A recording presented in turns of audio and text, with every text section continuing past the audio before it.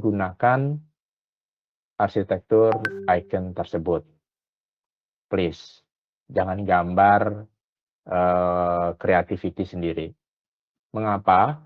Karena gambar arsitektur kita itu akan dibaca oleh AWS arsitektur yang lain, atau AWS SA, AWS engineer yang lain.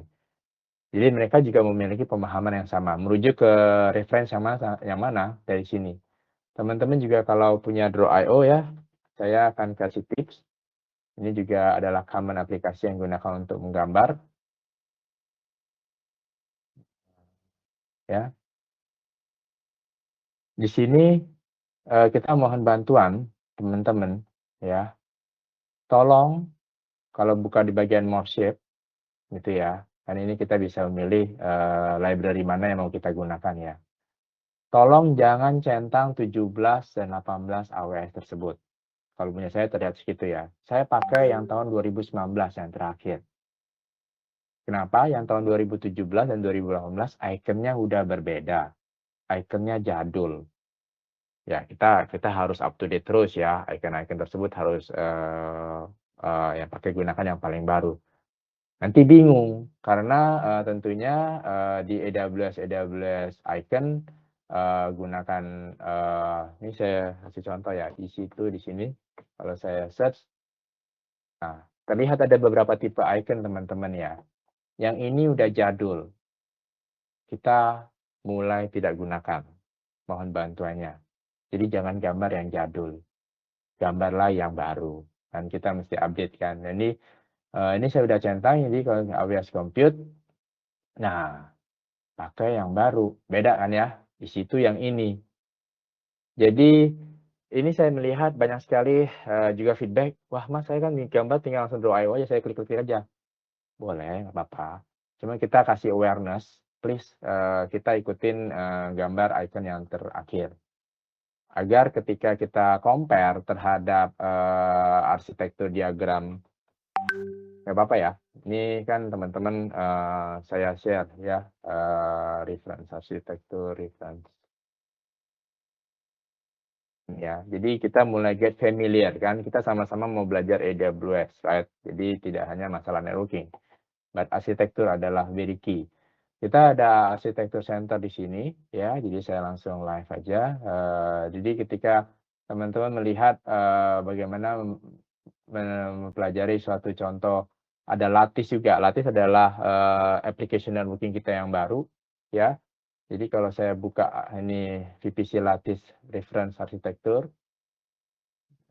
saya open di sini, ya, dia masih lari ke sini. Saya ambil yang lebih gampang lagi.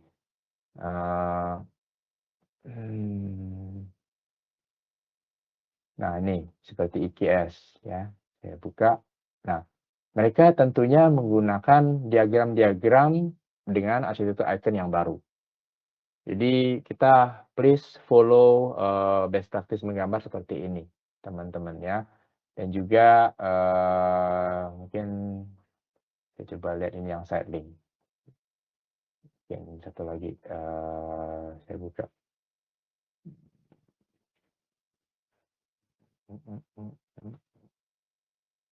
Nah ini, mudah-mudahan ini dari gambarnya. Oke. Saya pilih di sini banyak sekali teknologinya. Saya mau pilih teknologinya dari sisi networking. Ya, kita lagi belajar tentang networking, right? Dan di sini banyak sekali contoh aktivatif. Saya sekalian juga memberikan highlight ya, gambar ya, diagram. Nah, di sini semua bagaimana melakukan gambar diagram direct connect itu ada di sini. Jadi kita ada cara bagaimana menggambar diagram-diagram tersebut, teman-teman. Dan kita harus lebih baik kita merujuk contek, dan ini menjadi suatu basis kita, bahwa diagram kita dan desain kita juga udah proper. Jadi ya, please follow this step. Nah, kalau teman-teman perhatikan, dalam menggambar tersebut ada satu, ya, ada angka 1, ada angka 2. Ini adalah best practice yang kita minta juga teman-teman partner untuk bisa lakukan. Jadi dalam menggambar diagram tentunya nanti kita pahami traffic flow aplikasi yang berjalan, services, proses yang akan berjalan di dalam diagram arsitektur tersebut. Jadi 1 itu adalah penjelasannya ini. Ya, lalu kemudian 2 apa. Jadi, hal ini sangat penting di dalam proposal teman-teman nantinya, di dalam menggambar suatu, arsitektur services atau diagram, ya. Dan ini akan membantu para pembacanya, siapapun itu, customer dan juga engineer berikutnya, itu mengerti diagram ini maksudnya apa. Jadi gunakan icon yang terbaru, gambar sesuai dengan referensi kita, contek, ya, pelajari, di situ sudah ada cara menggambarnya juga. Dan juga tolong diberi legend apa yang terjadi di dalam, service tersebut, 1, 2, 3 terus, dan kita jelaskan di dalam step by step di sini ya, step 1 apa, step 2 point to 1 apa. Dan demikian ini memberikan kualitas, proposal arsitektur diagram yang sangat-sangat baik. Oke, ya jadi itu, nah saya kembali ke slide, teman-teman ya. Nah, ini gambar region ya. Jadi US is one. Lalu kemudian kita gambar VPC ya.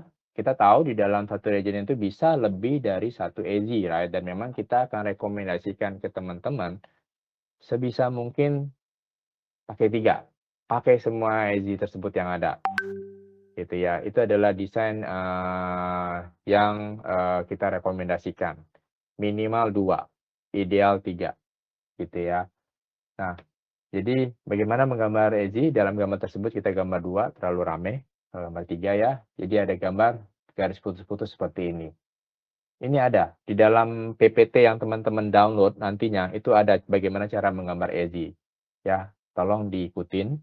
Jangan langsung garis saja di sini ya, garis suka-suka gitu ya, warna-warni terus edgy. Dipahami bisa, tetapi itu nggak standar dari sisi AWS. VPC juga ya, kita ikuti. Nah, ini di gambar satu edge di situ, dan VPC tersebut bisa cross multi edge. Jadi emang, logical, network boundary ya teman-teman. Nah, edge pun kita memiliki identifier teman-teman. Jadi apa edge 1 buat customer Kinwoto dan apa edge 1 buat customer Dwijo itu tidak sama. Itu akan di-mapping behind the scene untuk memberikan, fair dan load balance terhadap the real edge. Ya, jadi teman-teman itu ada edge ID-nya itu, ada mapping edge ID di bawah. Jadi kalau edge, 1A dan 1B, buat Hinmoto dan Dwijo itu sebetulnya realita di belakangnya secara pemilihan edge physical itu berbeda. Saya lihat ada pertanyaan ya, coba saya lihat.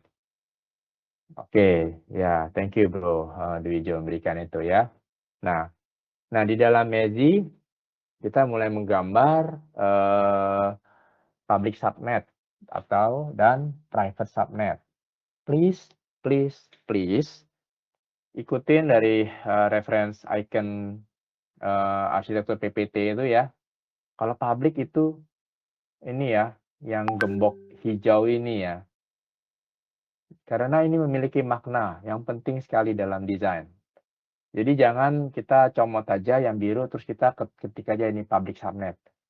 Itu again sekali lagi tidak standar, dan kalau nanti, diskusi ya kalau kebetulan saya support, saya pasti komen. Saya pasti minta tolong diperbaikin, ubah sesuai dengan standar. Jadi memang lebih baik teman-teman sekarang mulai memahami, get familiar dengan arsitektur icon. Gitu ya. Jadi ini ada public subnet tersebut kalau logical di dalam, network-nya on-prem itu adalah VLAN teman-teman, virtual LAN ya, VLAN. Bisa dibayangkan seperti VLAN. Ya, nah ini, di dalam VPC, ya itu kita bisa bagi subnet ya.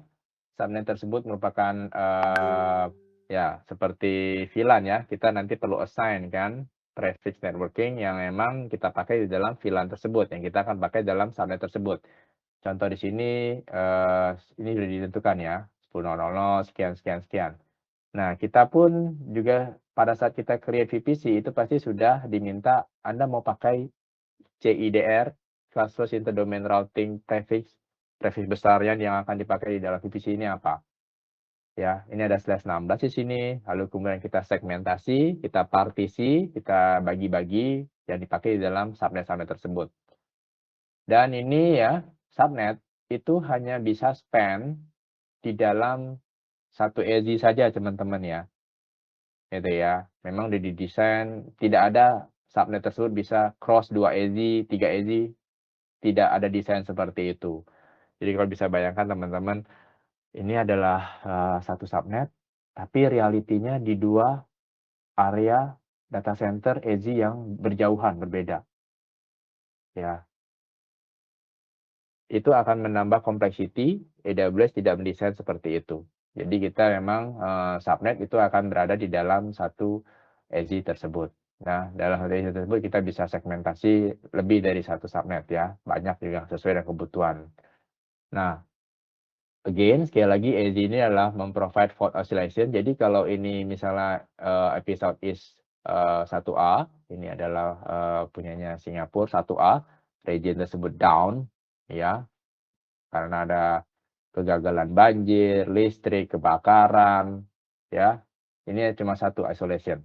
Kita memang seyogyanya punya service yang mirror, yang juga bisa running di EZ, kedua atau EZ ketiga. Oleh karena itu, aplikasinya harus membantu untuk bisa memanfaatkan EZ-EZ tersebut. Aplikasi yang seperti apa? Aplikasi yang distributed dan juga bisa stateless. Jadi dia bisa kita distribusikan secara load balancer ke multi EZ. Dan demikian tidak ada ketergantungan terhadap satu EZ. Desain aplikasi harus membantu ke arah demikian, teman-teman. Ya, tentunya high availability kan membutuhkan menghindari suatunya single point of failure. Jadi bukan hanya masalah networking-nya aja, hanya masalah servernya, aplikasinya pun juga harus support. Gunakan minimal 2 EZ, ideal 3 EZ. Ya, jadi pada saat desain teman-teman ke customer, kita adalah konsultan, kita adalah vendor. Ya, kita dianggap kita tahu memberikan best practice-nya. Jadi pada saat desain ke customer teman-teman, mulailah dengan high availability EZ. Jangan dibalik, jangan mulai dari satu, terus kemudian, udah deh pakai deh terus lanjut bersatu. Jadi customer nanya, "Anda tidak pernah mendesain radar ini ke saya?" Nah, dibalikin nanti kan. So, datanglah dengan desain yang ideal, versi 0 proposal teman-teman, paham bila nanti budgetnya nggak ada sekarang, kita mulai dulu dengan satu. "Pak, tapi kalau dengan satu nanti tidak ada redundant ya Pak ya, Bapak tahu resikonya, Bapak paham resikonya." Tentunya EZ tersebut tetap bisa ada kemungkinan gagal. Kita tidak ada yang sempurna, makanya kita desain lebih dari satu EZ pada saat membangun region, dan kita harap customer bisa memanfaatkannya. Bila customer fully aware dengan resiko, silakan merevisi proposal menjadi versi 1, ada customer choice, memilih satu EZ. Jadi jangan kita yang mendesain dari awal, teman-teman. Kita datang dengan well architected best practice, redundant high availability in mind. Ya, please bantu kita dalam hal komunikasi ke customer. Paham, customer pilih satu, kita ikutin, berarti customer udah fully aware dengan resiko. Ya, dan tersebut ya. Nah, teman-teman, kalau teman-teman perhatikan ketika teman-teman create satu free tier account gitu ya, tiba-tiba langsung bisa jalan tuh kalau hidupin satu isi tuh, ya. Nggak pernah setting VPC, nggak pernah setting internet gateway, kok tiba-tiba jalan aja, ya. Pernah perhatikan ya? Karena di situ kita sudah mendesain ada satu VPC yang namanya VPC default. Ya, VPC default. Nah, VPC default tersebut memang kita udah siapkan ada yang public subnet. Nah, public subnet tersebut berarti dia sudah ada routing menuju ke luar internet. Melalui apa? Melalui internet gateway. Itu adalah standar setting default ketika teman-teman buat suatu free tier account ya. Wah, bagusnya kalau dipakai. Kalau buat testing belajar bagus. Kalau buat production, please, please, please, jangan gunakan itu sama sekali. VPC default tersebut bukan untuk production, untuk belajar. Ya, jadi ada public, ada private. Gitu, teman-teman.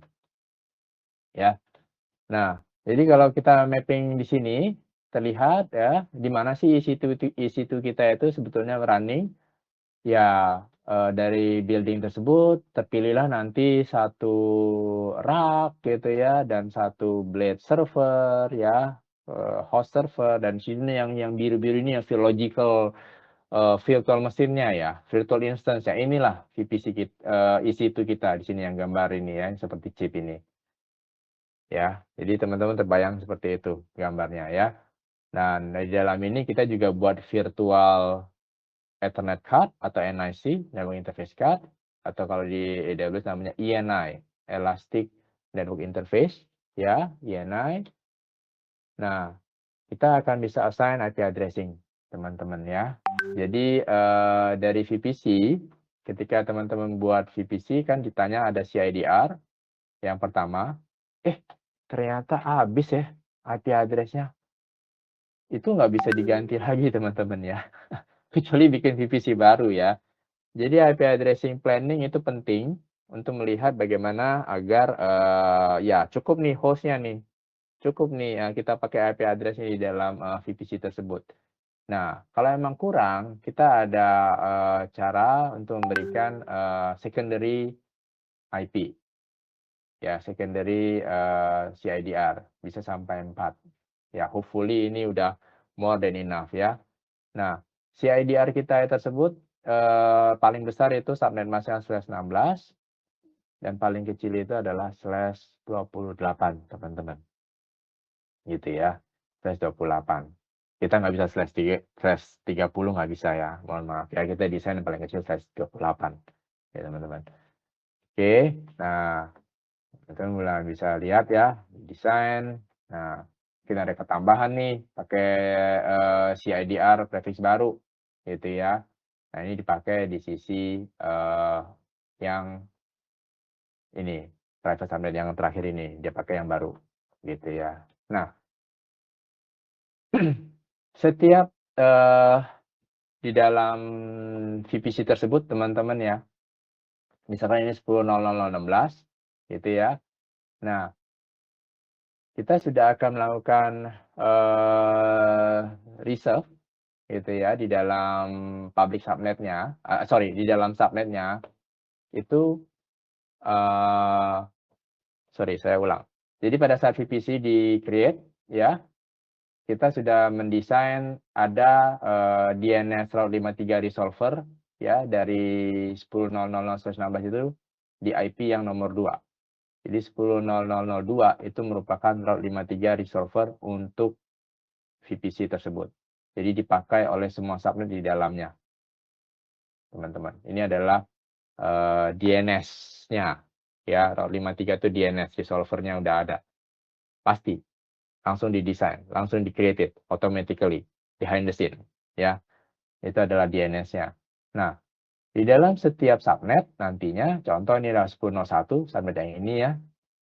Ketika teman-teman mulai mendefinisikan, oh subnet ini pakainya 10.01/24. Kita akan reserve ada 10.010 itu network address, itu ya adalah ID networknya tidak dipakai, dan juga 10.01.25.5 itu adalah broadcast network address-nya ya. Dan kita juga udah reserve 3 IP. Mulai dari 11 itu adalah VPC router IP, 2 dan 3 kita block dulu, kita reserve dulu untuk nanti future usage. Artinya ketika akan di-assign ke EC2, teman-teman kan biasanya kita pakai DHCP ya, kita auto assign kan gitu ya. Itu akan mulai dari 10.014 dan seterusnya ke bawah. Karena 11 itu adalah VPC routernya. Jadi ingat teman-teman, di sini kan seperti VLAN ya. Jadi kita ada VLAN routernya. Behind the scene itu udah disiapkan di dalam VPC tersebut. Gitu ya. Jadi saya kalau mau gambarkan detailnya. Jadi bisa dibayangkan di sini seakan-akan ada satu router gitu ya. Ini connect ke sini, ini connect ke sini, ini connect ke sini, connect ke sini. IP yang di sini ya, itu adalah yang VPC router ini teman-teman. 10.0128 itu yang ini ya. Nah, 10.08121 ini di sini. ini adalah by design langsung automatically created, dan juga DNS ini itu juga automatic created. Bayangkan di sini nanti dalam VPC-nya ya, itu ada 10.0.0.2, inilah DNS-nya. Oke, ya. Jadi gitu. Nah, kita lanjut teman-teman ya. Nah, selain itu kita juga ada memberikan static IP secara public IP-nya ya, public IP, kita request elastic IP. Please bear in mind, elastic IP tersebut adalah public IP address, saat ini masih gratis. Menurut saya sudah ada pengumuman itu akan berbayar. IPv4 public address kita akan ada charging-nya, ya. Ya karena akan semakin langka, resource semakin langka, semakin memiliki biaya, dan itu kita mulai memberikan charging. Please bear in mind. Dan itu elastic IP kita bisa attach ke ENI ya. Jadi seandainya kalau hostnya kita mau ganti, kita mau pindah lokasi, tapi IP address-nya jangan deh udah dipakai di aplikasi atau diakses oleh user, udah tahu gitu ya. Dan kita akan keep elastic IP tersebut, lalu kita attach lagi ke INI yang lainnya. Seperti itu. Contoh ini ya, gitu. Oke. Nah, VPC adalah sama. Jadi teman-teman yang kalau udah dari background infra, ya di on-prem, semua prinsip networking, IP addressing yang ada di on-prem sangat apply. Tetap sama yang kita lakukan di dalam cloud networking. Jadi please planning IP addressing ya. Ini kita harus punya holistik. Jadi ketika mendesain hybrid connectivity, berarti sudah ada IP address yang dipakai di on-prem. Betul teman-teman ya. Private-nya sekian. Nah, kita akan mulai connect ke yang public private ya networking yang ada di dalam AWS. Itu sebisa mungkin tidak overlap. Jangan mendesain yang overlap. Ini akan banyak sekali challenging, bahkan issue, bahkan problem, workaround, MacGyver, ugly design at all. Please avoid that. Jadi benar-benar apply. Jadi anggap saja AWS Cloud ini adalah satu data center lagi yang baru, yang memang bentuknya cloud service. Ya, berarti kita harus treat sebagai satu IP addressing scheme. Dan consider multiple VPC untuk different workload, ya, bahkan different account, different AWS account. Itu kita udah sangat merekomendasikan, teman-teman.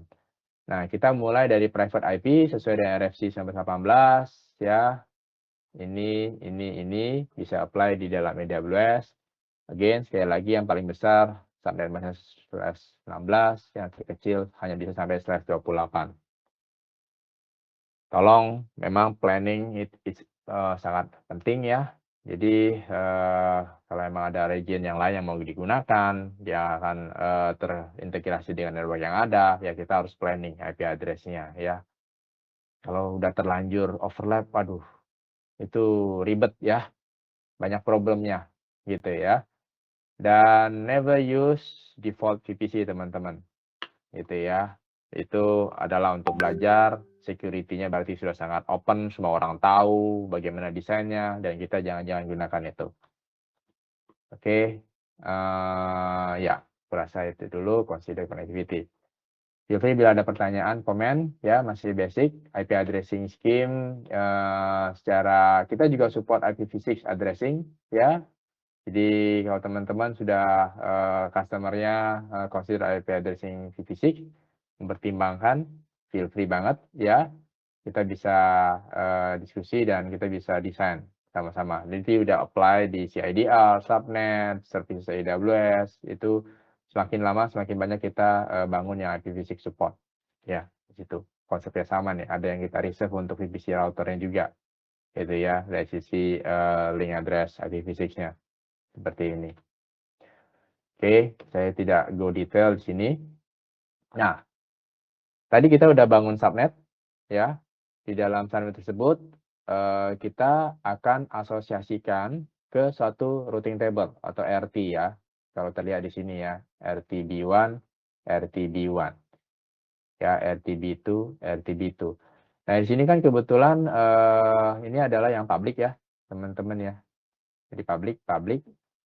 Jadi kita buat, RTD1 ini adalah suatu routing table public, itu ya. Ini untuk public RT, lalu kemudian di-attach ke 2 subnet tersebut. Di dalam routing tersebut berarti ya ada, eee, route targetnya kemana, dia akan, destination-nya kemana, dia akan melalui via target mana, next hop-nya yang mana, di dalam routing table, ya. Dan ini bisa di-attach ke multiple, subnet, teman-teman. So, saya mulai akan masuk ke konsol biar teman-teman mulai lebih, terbayangkan ya. Jadi saya masuk ke AWS konsol saya. So, ini saya akan buka VPC, ya.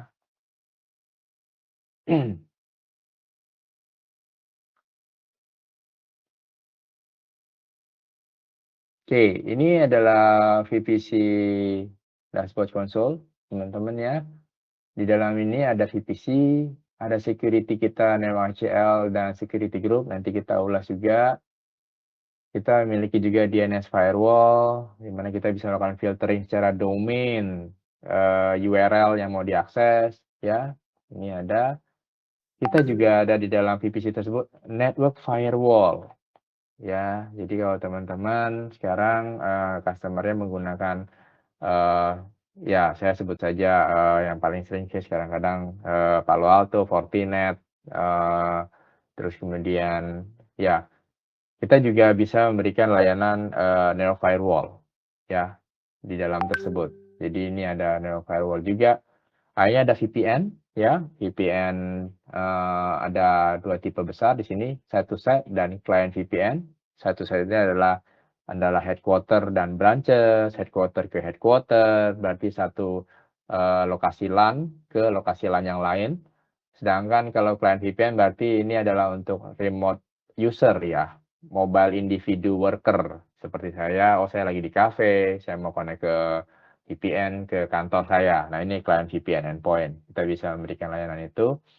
Ava, ya, ini adalah untuk, AWS Verified Access, ini juga memberikan zero touch, eee, zero security, access, ya. Jadi, teman-teman, bila tidak menginginkan menggunakan SSH, langsung masuk, itu kita bisa menggunakan akses trust, akses networking di Ava. Jadi kalau teman-teman interest, kita bisa nanti gali lebih jauh ya. Ini sesi masih sampai yang masih foundation.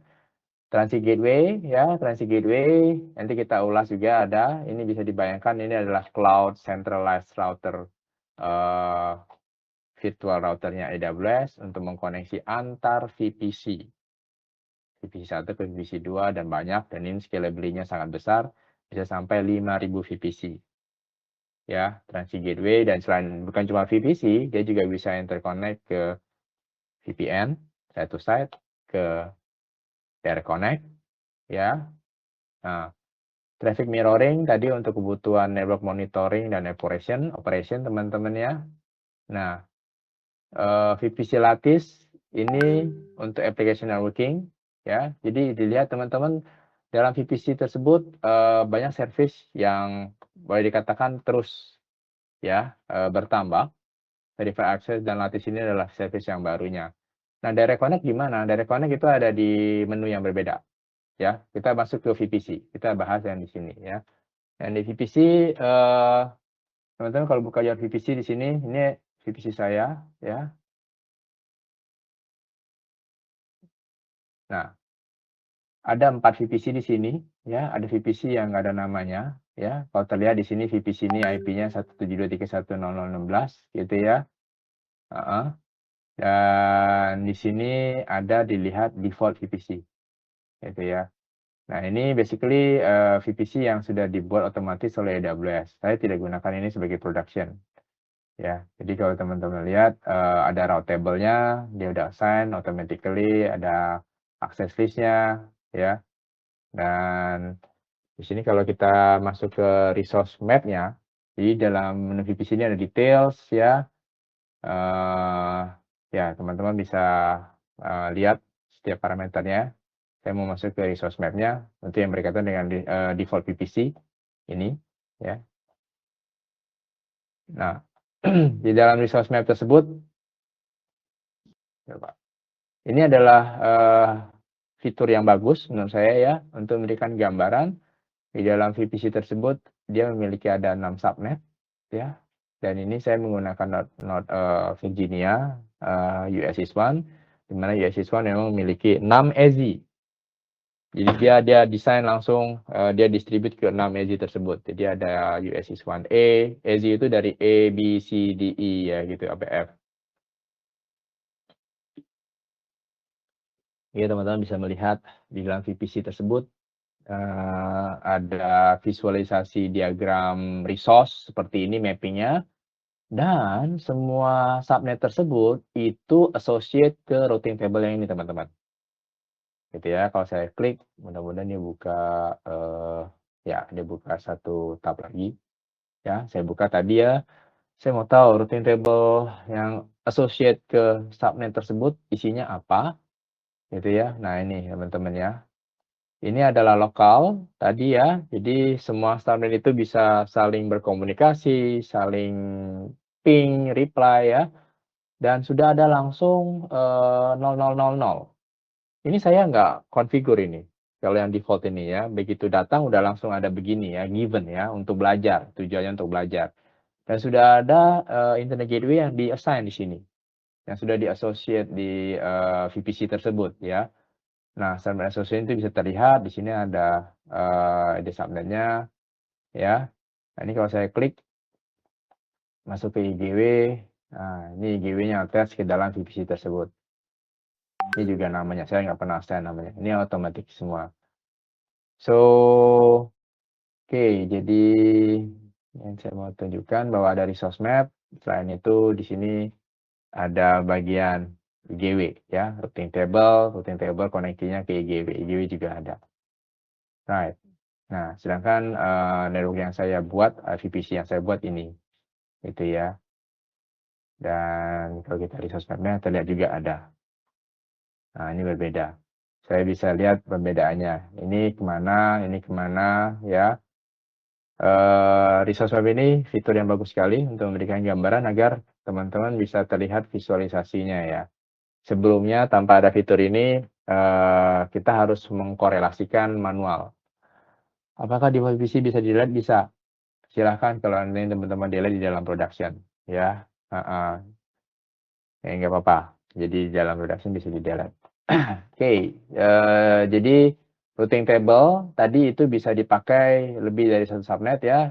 Jadi kan kalau sama-sama cloud private ini kan di edge 1, edge 2, saya define aja, ininya, route table-nya 1, jadi ya isinya sama. Nah, apa perbedaan private dan public? Teman-teman, kalau kita buka ya, ini yang private, ini routing table private. Cuma ini ya, cuma lokal ya. Itu ya, cuma lokal di sini teman-teman. Nah, terus kemudian kalau ini public, mungkin kalau teman-teman udah kebayang ya. Pada saat saya buka, routing table-nya isinya ya, menuju destinasi mana, next hop-nya atau targetnya apa. Ada IGW. Nah, mungkin saya sedikit ini ya, bertanya ke teman-teman yang ada di sini semua ya.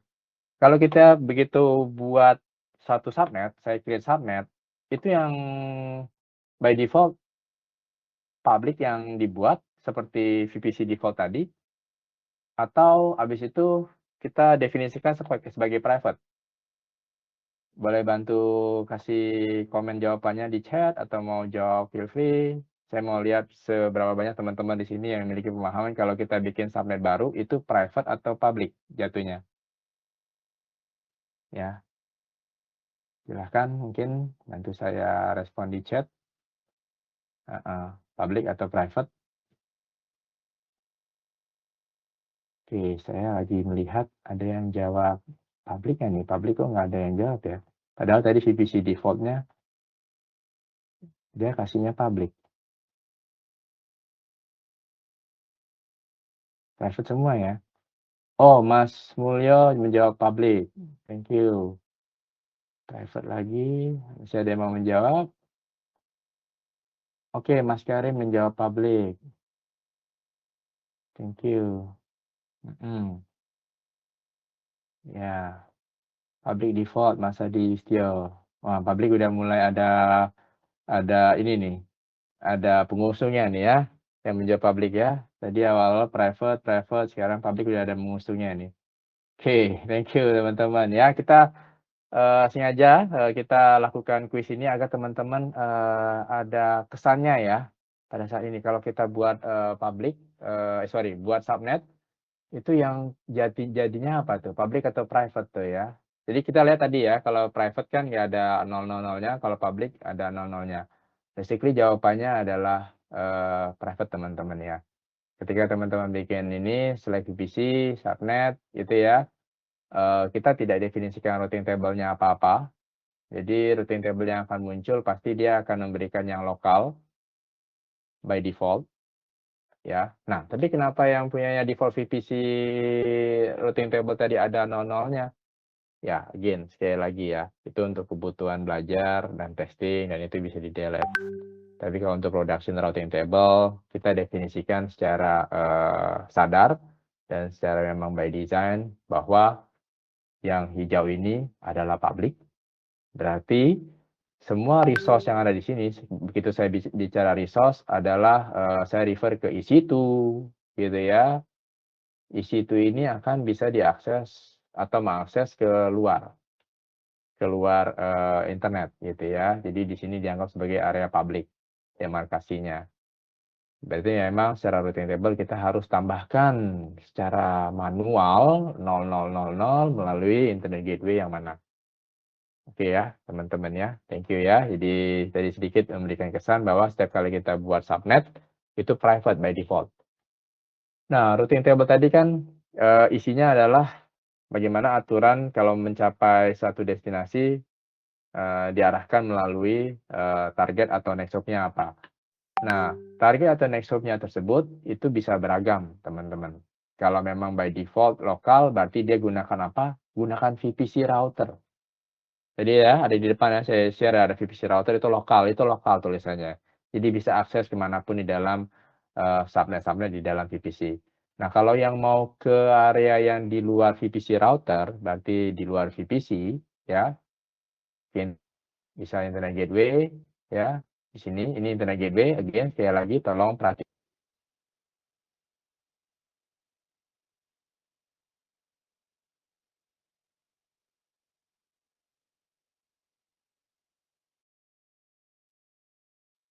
Ini lebih baik, gambar IGW di sini, ya.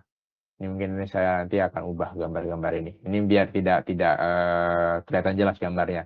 Jadi gambar net gateway juga harusnya berada di dalam ini. Ini saya revisi gambarnya nanti. Ya. Nah, ini gateway ke internet ya aksesnya. Lalu kemudian kalau net gateway nanti kita ulas ya untuk kebutuhan IPv4 private.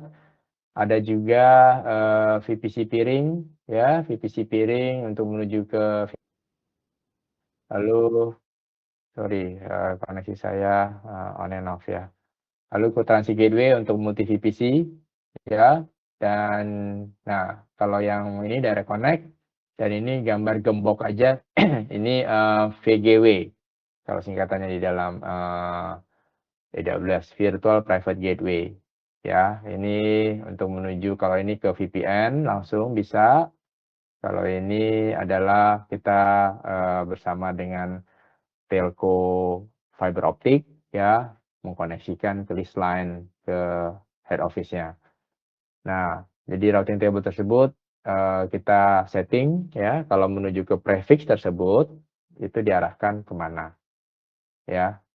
Jadi subnet tersebut baru menjadi public teman-teman ketika kita secara manual memberikan route default via atau targetnya adalah IGW. Ya, seperti itu. Dan IGW ini sebelumnya juga harus diasosiasikan, di-attach ke VPC. Oke ya, ke level VPC ya, bukan ke level subnet di IGW. Nah, kita lihat di sini. teman-teman ya. So, saya perlu perbaikin gambar-gambar ini nanti.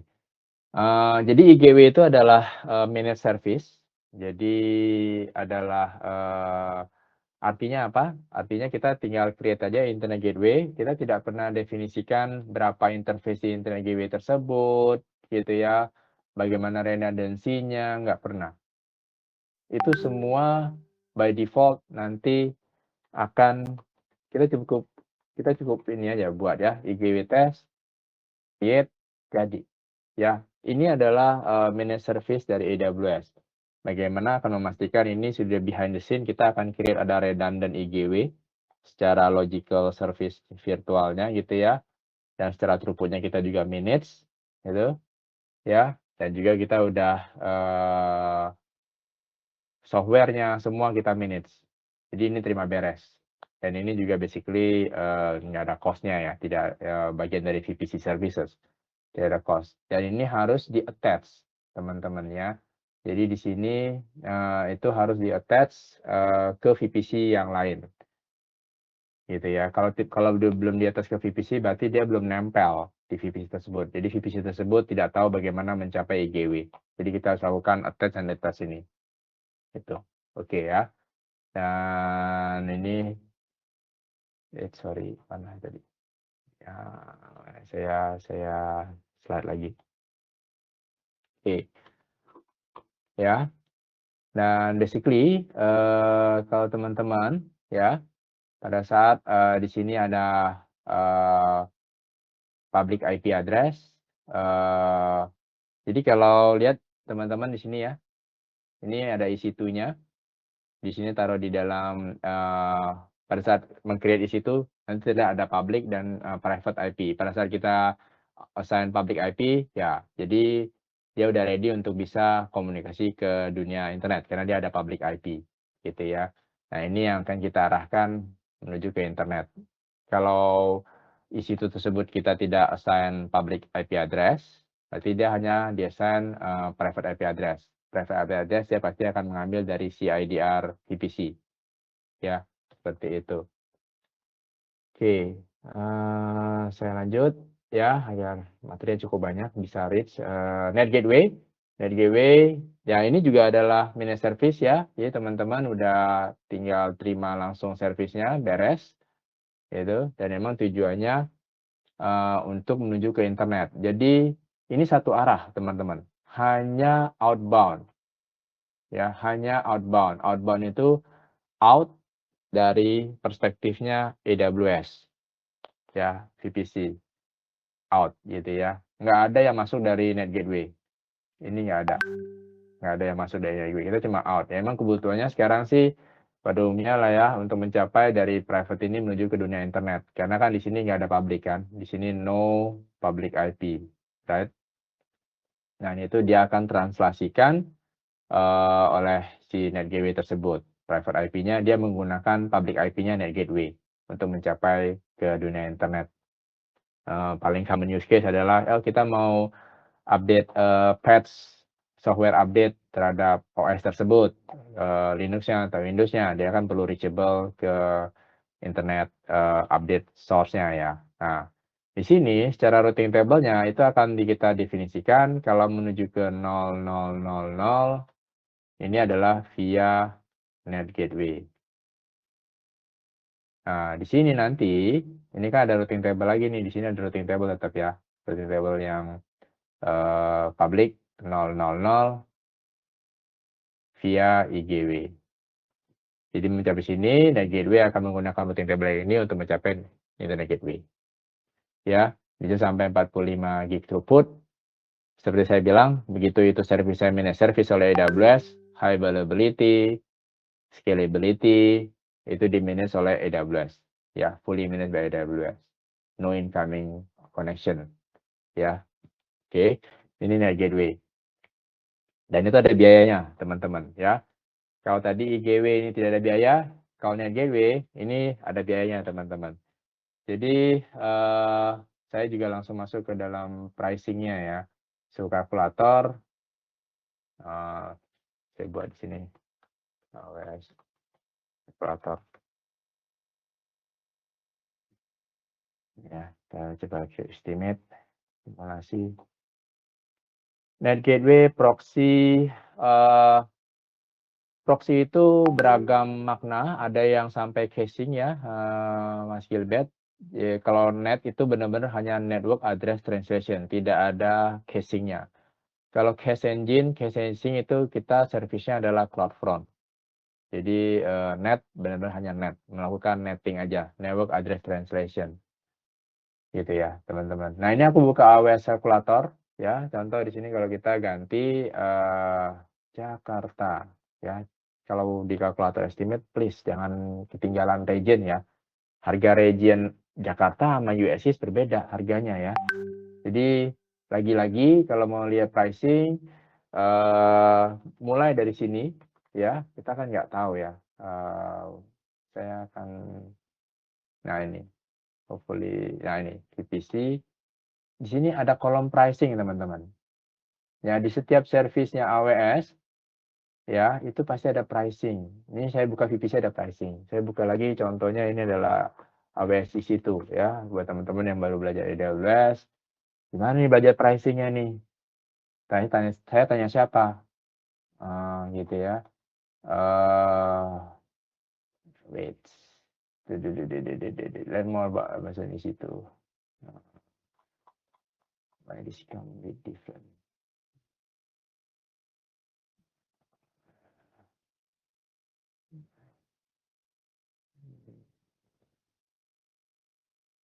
Produk, ini dia, ada di sini dia, tampilannya ada sedikit berbeda di sini. Ya, dia memberikan Amazon pricing. Itu di sini ya. Nah, ini menu yang saya expect tadi ya. Ada pricing teman-teman. Jadi ya, begitu klik pricing, saya balik ke VPC, ada pricing VPC, kita lihat pricing VPC ya. Apa aja sih yang ada berbayar? NetGateway berbayar teman-teman. Jadi nggak gratis. Pakailah sebijaknya gitu ya. Dan bagaimana cara pembayarannya adalah Net Gateway Hour. Gitu ya. Hitung per jam. Dan ada pricing. Jadi region, cari di sini Jakarta ada. Nah ini, harganya sekian. Ya, per hour. Gitu ya. Nah, dia memberikan example agar kita bisa paham ya. Jadi selain per hour, ya, gitu ya. Kita juga ada biaya lain. Biaya lain adalah biaya data processing dan ini dalam unit satuannya GB ya, GB proses. Data yang diproses oleh Net Gateway tersebut berapa GB. Jadi ada dua komponen gitu ya. Net Gateway Hour Charge, Net Gateway Data Processing Charge. Terus kemudian again, kalau ini adalah data transfer charge. Data transfer charge ini adalah paling basic gitu ya. Jadi semua data yang keluar dari AWS, DTO kita suka sebut data transfer outbound itu pasti ada harganya. Ya, kayak Internet Gateway ya, datanya keluar dari Internet Gateway kena juga ya, sama. Ini sama. Jadi basically yang related ke Internet Gateway hanya dua ini. Oke ya. Seperti itu teman-teman. Nah, Junior bertanya, Pak, Net Gateway letaknya di public subnet. Yes, public subnet, betul. Apakah pada saat create Net Gateway itu kita create public subnet? Ya, baiknya begitu. Jadi kita, jadi teman-teman ya, pada saat mendesain, tentunya kita buat dulu kan, VLAN-VLAN-nya kan, LAN dan VLAN-nya kita buat dulu teman-teman ya. Jadi subnetnya kita buat dulu, kita paham apa yang akan dibangun di situ. Lalu kemudian resource-nya mulai kita isi di situ. Routing table-nya kita update accordingly setelah ada resource-nya. Gitu ya. Kalau resource-nya belum dibangun kan routing table-nya belum diupdate. Tapi peruntukan subnetnya kita udah tahu. Ini mau jadi subnet apa. Betul. Oke ya. Nah, jadi saya kembali. Ini kan adalah panduannya nih ya teman-teman ya. Ada IPAM, analysis, public IP address ini udah mulai ada berbayar nih ya teman-teman ya. Dia akan mulai efektif tanggal 1 Februari 2024. Jadi please bear in mind, public IPv4 address akan berbayar sejak 1 Februari 2024. Gitu ya. Ini sudah diumumkan, ada di sini pricing-nya. Ya, contohnya segala macam silakan nanti dipahami. Saya nggak bahas IPAM, ada seminar lesson, ini analisis juga ada. Kita lihat ini. Nah, kembali ke sini ya, ini. Nah, ini kalkulator ya, AWS kalkulator ya. Ini VPC, right? Nah, teman-teman bisa klik ya, configure VPC. Nah, ini ya, VPC start ya, region Jakarta. Nah, di sini terlihat teman-teman mau punya harga net ya. Data transfer bisa juga centang di sini. Jadi kalau nggak pakai VPN belum ditutup aja dulu ya. Karena ini sesuai memunculkan menu yang di bawahnya. Kalau saya buka, ini ada VPN kan. Nah, sekarang net gateway. Mau berapa net gateway-nya? Oke, jadi teman-teman net gateway tersebut dari sisi rekomendasi kita adalah dalam satu EZI ya kita gunakan satu net gateway.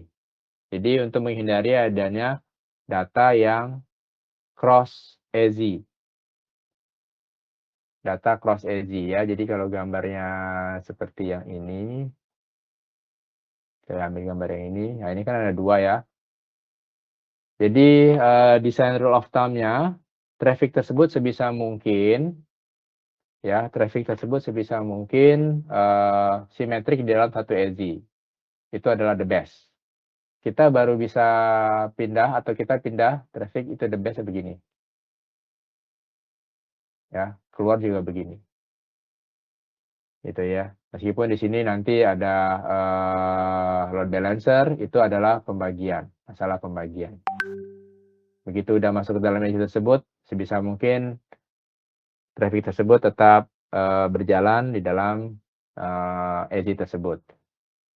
Jadi kita baru benar-benar ini juga memberikan deterministik ya. Kita punya pemahaman trafficnya. Kalau dia pindah, berarti something happening di dalam EZI tersebut. Sebisa mungkin. Jadi oleh karena itu servisnya lumayan mirror ya. Kalau di sini ada NAND gateway, di sini juga kita bisa desain ada NAND gateway. Jadi kalau traffic dari bawah begini terus. Ini juga deterministik gitu.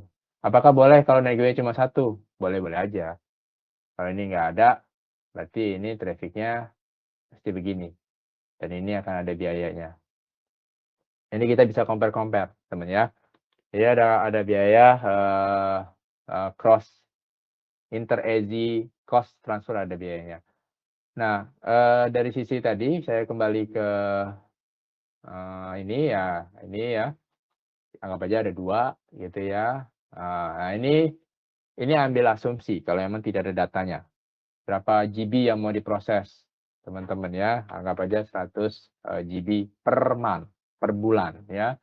Karena kan ini consumption base, nanti harganya adalah muncul dalam bentuk bulanannya berapa USD. Nah ini ada.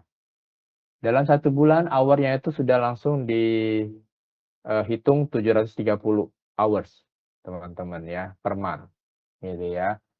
Nah, jadi ini ada kalkulasi estimasi, again, karena ini adalah estimate ya, bukan harga eksak. Harga eksaknya nanti kalau benar-benar terpakainya berapa. Bisa saja hanya 98, bisa saja hampir 150 itu harga eksak. Bisa saja ternyata, wah saya pakainya cuma pas mau update doang, saya baru configure NAND gateway ya, manual gitu ya. Habis sudah update, saya delete NAND gateway-nya. Sah saja, boleh-boleh aja gitu ya. Berarti kan ada konsekuensi harus rajin ngelakuin itu. Berarti mungkin hanya terpakai 10 jam. Jadi apa yang akan terhitung di sini adalah apa yang dikonsum. Ya ini adalah harga estimasi kalau emang running dalam 1 bulan penuh. $97. Ada biayanya teman-teman ya. Nah, DTO again, DTO itu inbound ini adalah tidak ada biayanya ya, free. Intra-region data transfer ya, tidak ada. Kita isi yang di sini misalnya. Nah, nih, lihat ya.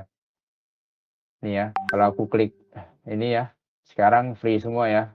Inbound, data transfer from internet. Berarti ini inbound ya. Inbound masuk ke dalam AWS. In. Ini perspektifnya ke AWS. Out dari AWS, out dari AWS. Ini free ya, teman-teman ya. Tuh, nggak ada biaya. Jadi kita sangat welcome semua data yang masuk ke AWS, masuklah sebanyak-banyaknya, nggak ada biaya. Tapi kalau nanti pas ngambil ada charging-nya. So, di sini, juga enggak, nah yang kalau out ya ada biayanya nih, gitu ya, gitu. Out ke internet sekian. Nah, CloudFront free ya, ini ada free tier di CloudFront teman-teman. Jadi ya, digunakan. Nah, kita pakai yang ini nanti. Berapa nih? Anggap aja sama dengan 100 giga. Nah, ini ada biayanya. Kalkulasinya di bawah. Sekian. Gitu ya. Dan ini harga per monthly. Kalau aku save and add services. Let's see. View summary. Gitu ya. Hai, teman-teman ya. Sekarang aku simulasi pricing calculator buat teman-teman untuk yang VPC, Internet Gateway. Internet Gateway nggak berbayar ya. Ini nanti tinggal di share, nanti ada URL linknya, agree gitu ya. Dapat tuh URL linknya, copy, kasihkan ke siapa, ke teman-teman AWS, SA, atau engineer cloud yang lain yang bisa baca ini. Ini saya edit lagi. Ini harganya 10.000. Ini harga Night Gateway. Oke, so saya keep moving ya.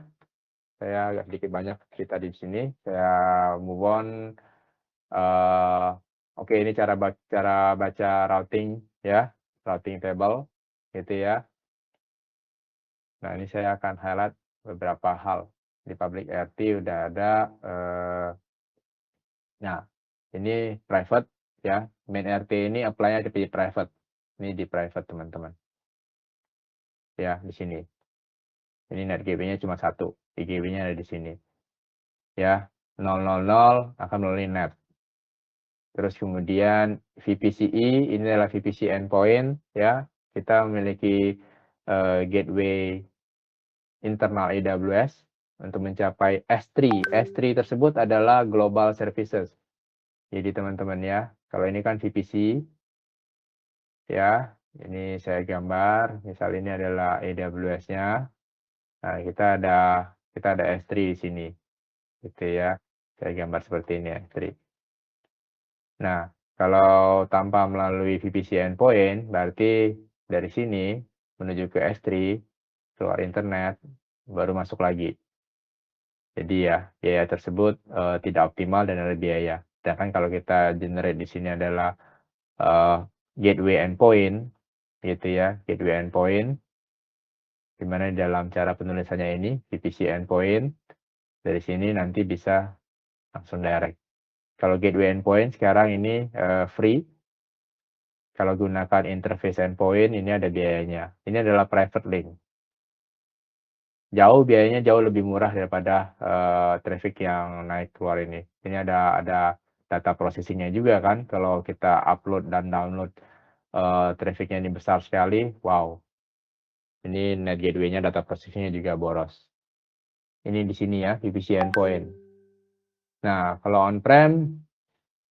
on-premises ini berarti VPN ya, ini untuk VPN.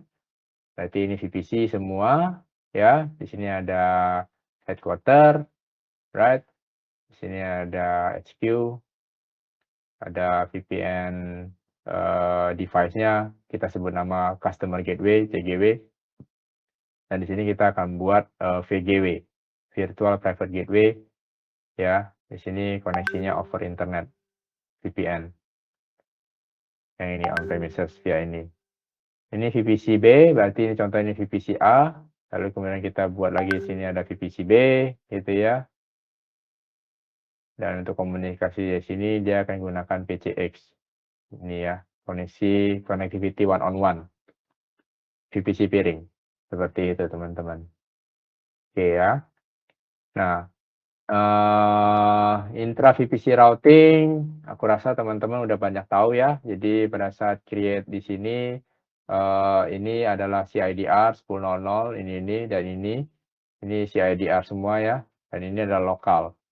Pengertian lokal berarti dia akan gunakan VPC local router yang terkoneksi di sini teman-teman.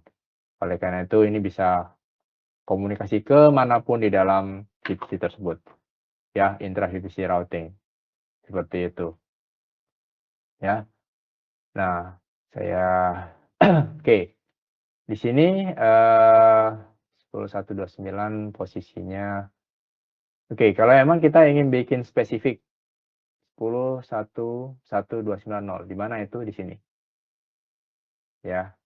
Kita juga bisa targetkan terhadap INI tertentu ya, terhadap elastic network interface tertentu ya. Jadi hal tersebut dimungkinkan bahwa kalau mau menuju ke sini karena subnet masknya lebih besar, lebih panjang, longest prefix di dalam route table itu menang. Ini dibandingkan sama ini ya, ini kan 10.1.1 nih ya, aku dua ini. Jadi 10.1.1.29 itu adalah bagian dari 10.1.0.0/16. Ini adalah supernetnya. Ini adalah prefix yang subset. Dan kalau kita definisikan demikian, berarti ini lebih panjang subnet masknya, ini menang. Berarti kalau ini win, dia akan gunakan aturan yang ini. Nanti kalau menuju ke sini, dia akan diarahkan ke INI tersebut, teman-teman. Nah, INI yang mana? Itu ada beragam use case, kita arahkan ke INI ke Neo Firewall. INI di Neo Firewall. Jadi kita mampir dulu ke Neo Firewall, di-checking dulu, di-inspect, baru diteruskan ke mari. Biasanya kalau di sini ada, saya gambar aja ya. Ini sebetulnya VPC, ya sini ada firewall. Jadi mampir dulu kemari ini ya INI-nya, teman-teman, yang ini. Jadi kita bisa memberikan priority route gitu ya di dalam VPC table tersebut. Kalau tadi kan di sini kita bayangkan di sini ada VPC routernya kan. Kita masih bisa bikin lagi, kita arahkan. Kalau yang lokal-lokal ini gunakan VPC routernya, teman-teman. Kalau INI ini ya kita arahkan ke contoh firewall tersebut atau network inspection tersebut atau apapun itu. Yang penting dia INI. Oke ya, gitu ya. Ada use case tertentu yang menggunakan konsep seperti ini. Nah, sekarang kita masuk ke security. Saya coba lihat kalau masih ada pertanyaan, silahkan teman-teman. Sebentar ya. Itu TB ya? Oh, sorry, tadi saya kayaknya cepet aja ya. Kegedean 100 tera ya, Pak. Makanya mahal tadi ya. Thank you, mata teman-teman agak jeli ya. Tadi saya agak cepet aja. Bentar ya, ada sedikit yang ini dari sisi yang perlu saya close dulu teman-teman. Bear with me. Oke. Oke, sekarang security ya. Jadi kita move on ya. Nah, ini semua sudah include ya, tidak berbayar, gratis. Tolong dipakai sekali-sekali.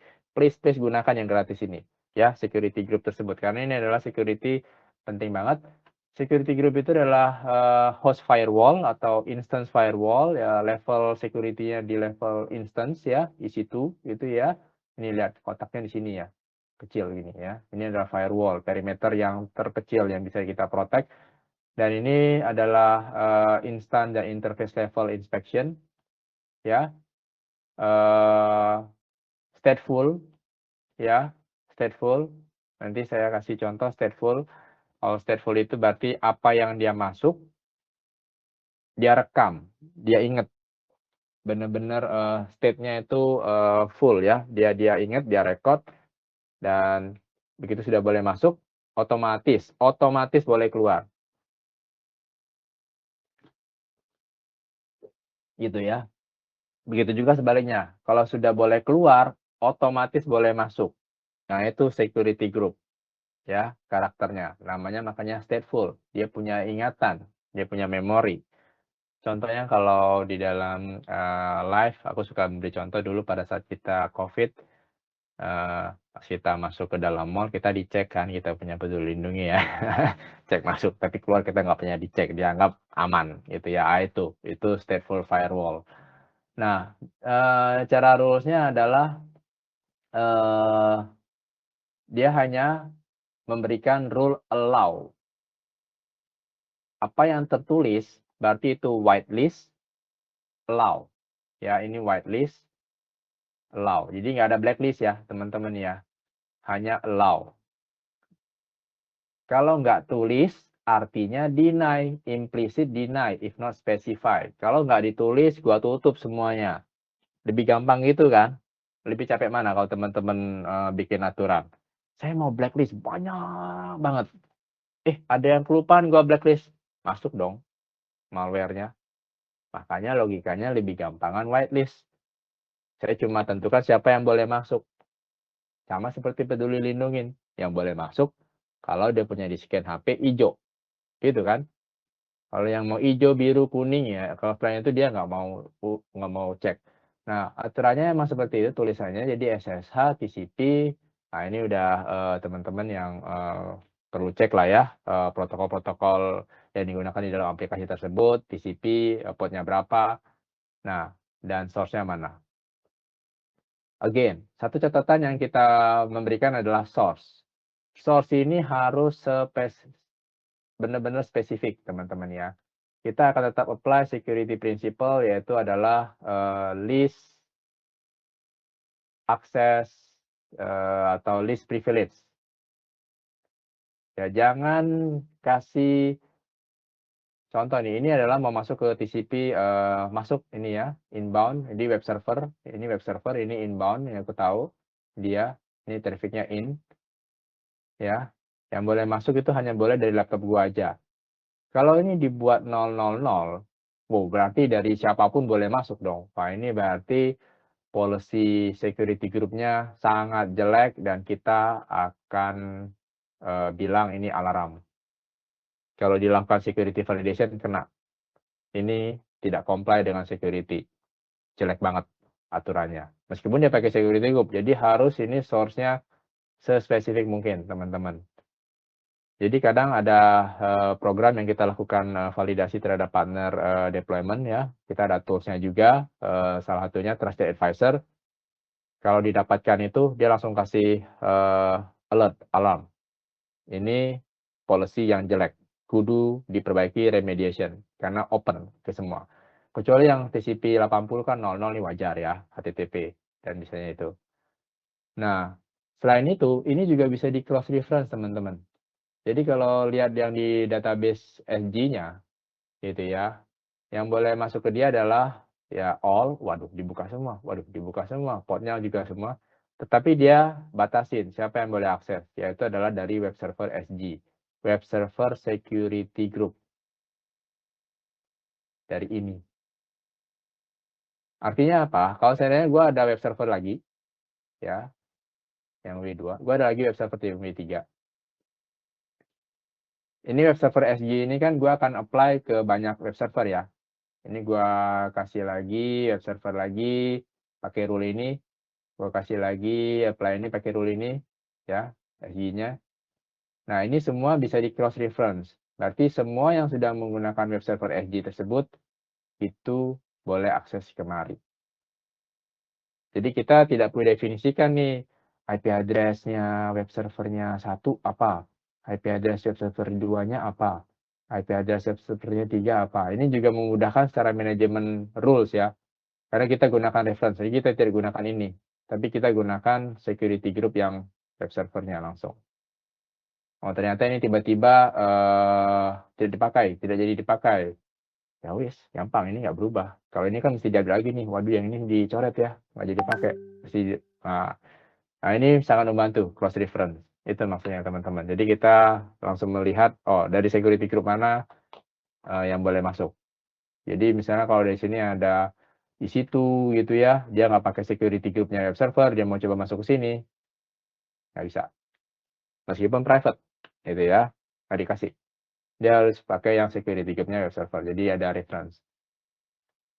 Ya, aku agak sedikit fast forward, yang ini aku nanti akan kasih aja ke teman-teman ya, slide ini untuk membantu juga, dan juga slide saya ini bisa digunakan untuk menjelaskan ke customer.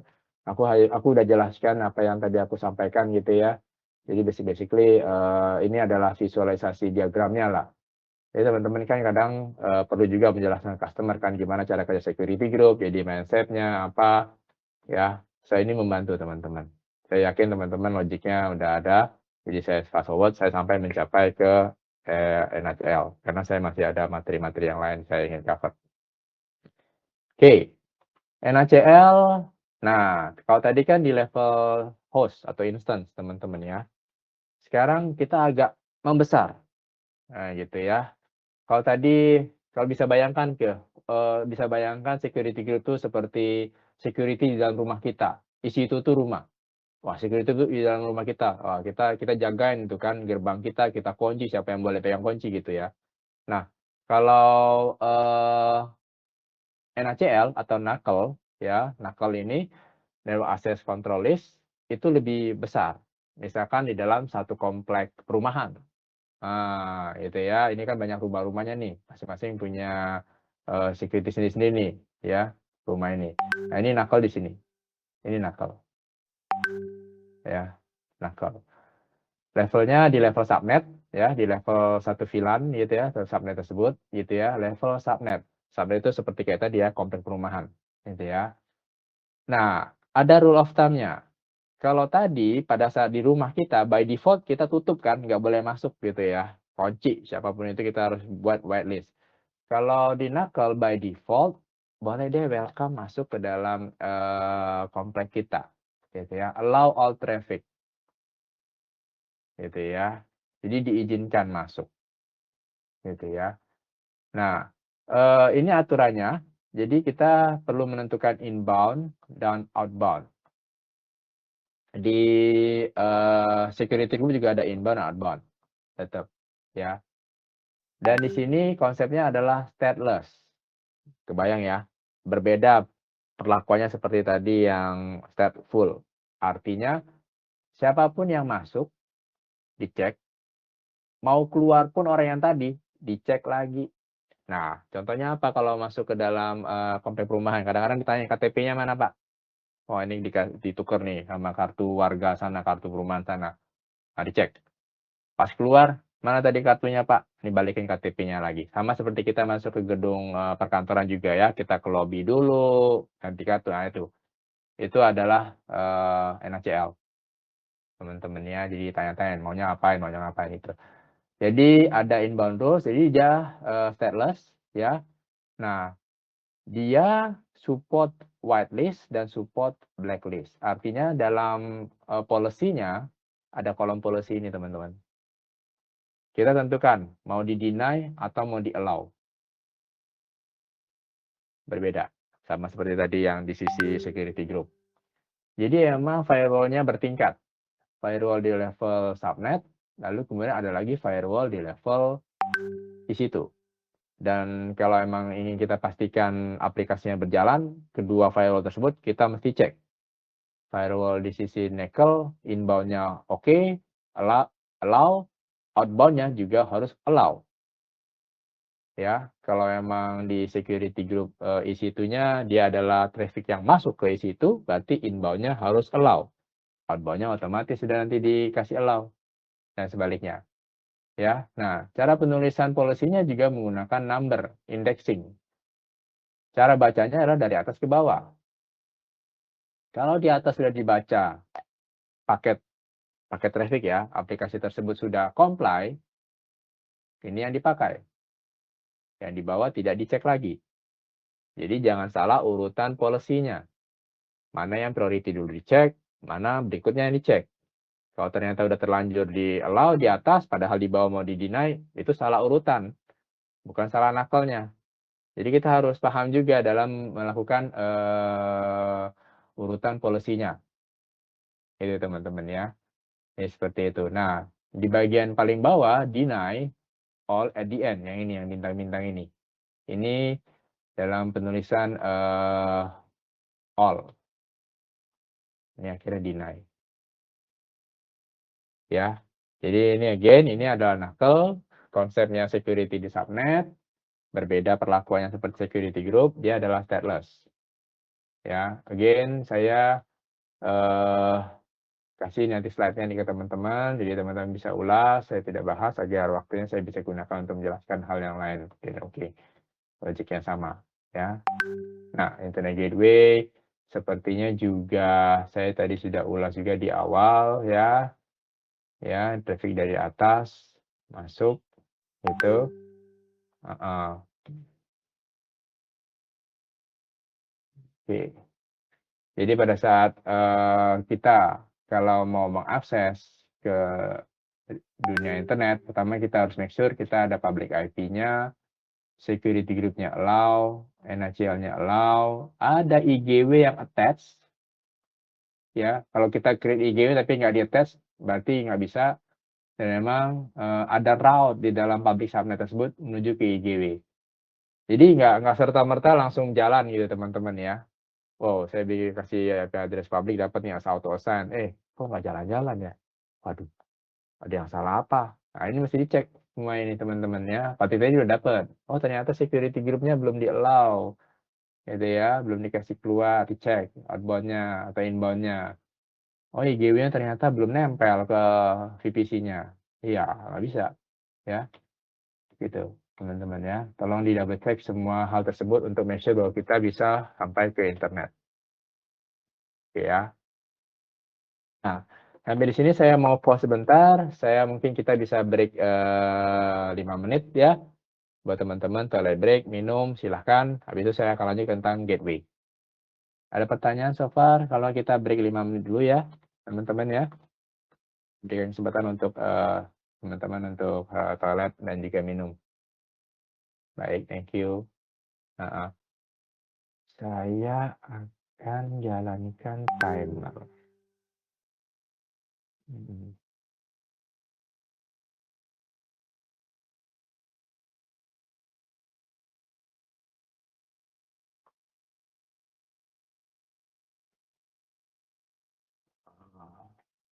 5 menit ya teman-teman ya. Oke.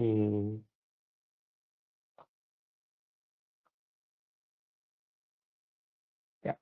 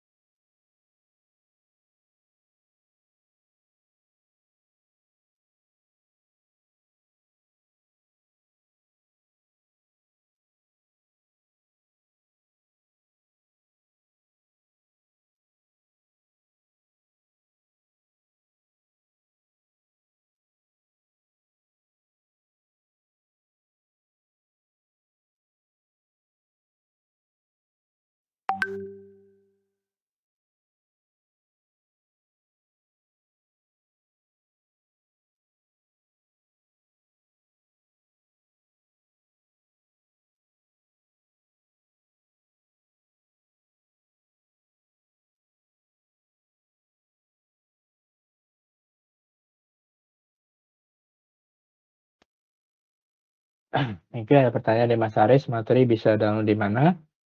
Jadi basically, setiap kali sesi Fastart, saya memberikan, ya, saya kirim email thank you email ke teman-teman, dan juga di situ saya ada provide link untuk, semua slide kolateral yang dipresentasikan, didiskusikan, dan juga, recording session video tersebut, ya.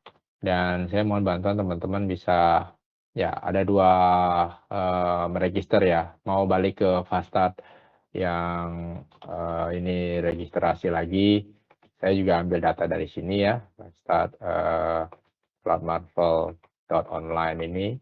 Silakan teman-teman kalau mau mengisi di situ, atau juga mengisi survei kehadiran ini, ya, bantu kita agar saya memiliki email yang proper dan tepat buat teman-teman untuk bisa di-share. Oke, saya lanjut ya, teman-teman ya. Mudah-mudahan teman-teman yang lain udah balik. Kita mudah-mudahan materi saya bisa cover all dan juga masih ada sesi kuis ya. Kalau ada pertanyaan langsung saja ya, tulis di chat atau unmute. Saya akan coba address bisanya. Nah, jadi topik berikutnya adalah buat teman-teman ya, tolong ini adalah, friendly reminder dan selalu kita akan sampaikan berulang kali ke teman-teman, ketika melakukan suatu deployment, jangan hanya satu account AWS, jangan hanya satu AWS account saja, ya. AWS account itu yang, tadi ya, konsol itu ya, kalau kita lihat di sini ya. Ini berarti saya punya satu AWS account kan di sini tadi yang saya lihat nih ya. Jangan cuma satu. Buat lagi satu lagi ya, dapat lagi satu account ID, ini ada 12, angka di sini, dapat lagi ke 12 angka yang lainnya, ya. Saya selalu request minimal 2, the best 3 mengikuti dari control tower, deployment. Nah, kalau teman-teman tertarik dengan control tower deployment, please ikut, materi training dari, Bro Antonius, Security Governance at Scale, di mana itu dia menyampaikan best practice, landing zone di situ ya. Pada saat mendeploy suatu environment AWS, bagaimana yang baiknya. Kenapa kita mesti bikin lebih dari satu, account? Ya, account berikutnya apa? Account berikutnya adalah isinya log. Bayangkan kalau teman-teman punya rumah, punya CCTV, punya kamera, surveillance yang sangat oke, dan perampoknya masuk ke rumah tersebut pas kita lagi pulang kampung mudik, ya maksudnya gitu ya. Dan juga ternyata perampoknya bisa mengambil semua recording video tadi, dirusak, di-destroy, ya sebetulnya tidak ada gunanya kamera tadi kan, karena datanya tidak bisa diolah juga semua, karena di dalam satu rumah yang sama. Tapi kalau seandainya data tersebut disimpan di luar rumah tersebut atau di cloud, contohnya, yang penting di luar lain, tentunya perampoknya nggak akan, "Waduh, nggak ada waktu nih, saya harus ngebongkar sana." Ya sudahlah ya, kita punya rekam jejak. Begitu juga maksudnya seperti ini, production network account minimal logging-loggingnya itu berada di account lain.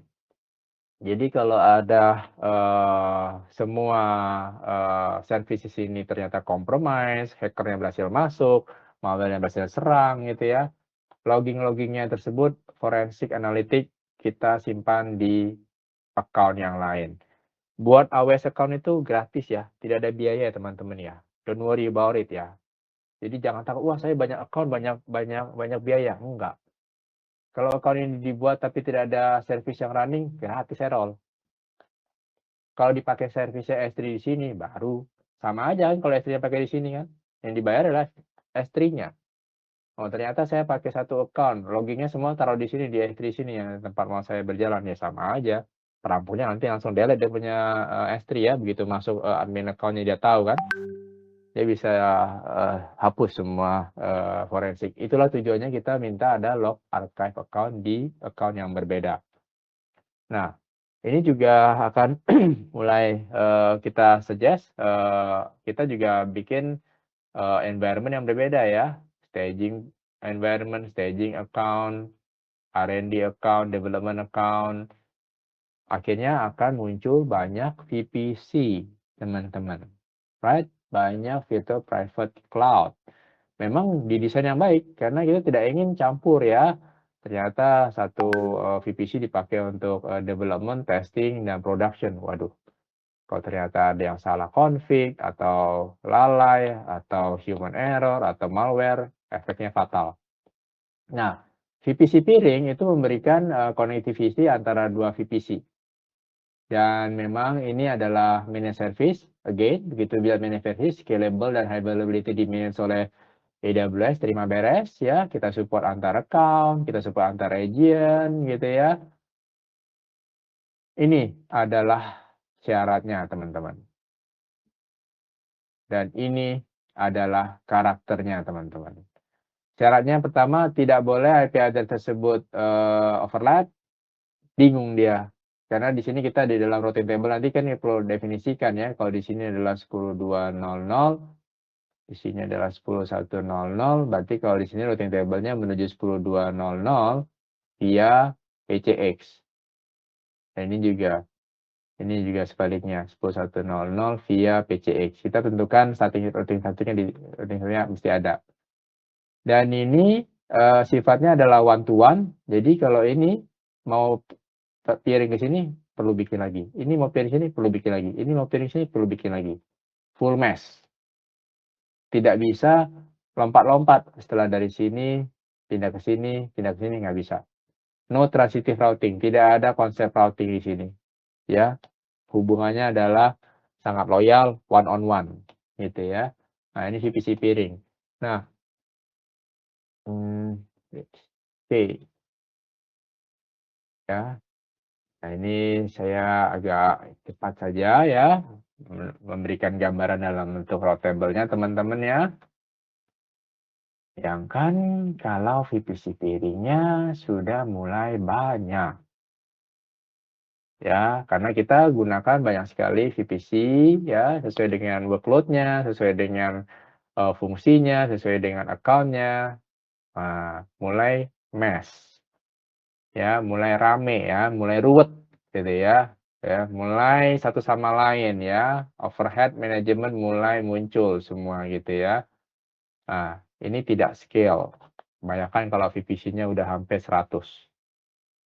Ngeliatin VPC piring aja udah mabok ya. Salah lagi, malah nggak jalan. Right?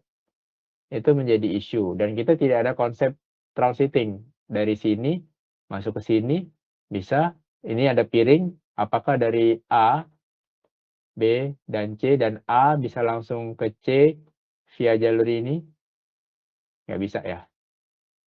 Transitif tidak ada routingnya di situ. Jadi benar-benar one on one aja. Makanya kita perlu full mesh. Oleh karena itulah muncul suatu kebutuhan bagaimana kita dapat scale VPC connectivity sampai ratusan ribuan tadi dan tetap memiliki routing management yang baik, simple.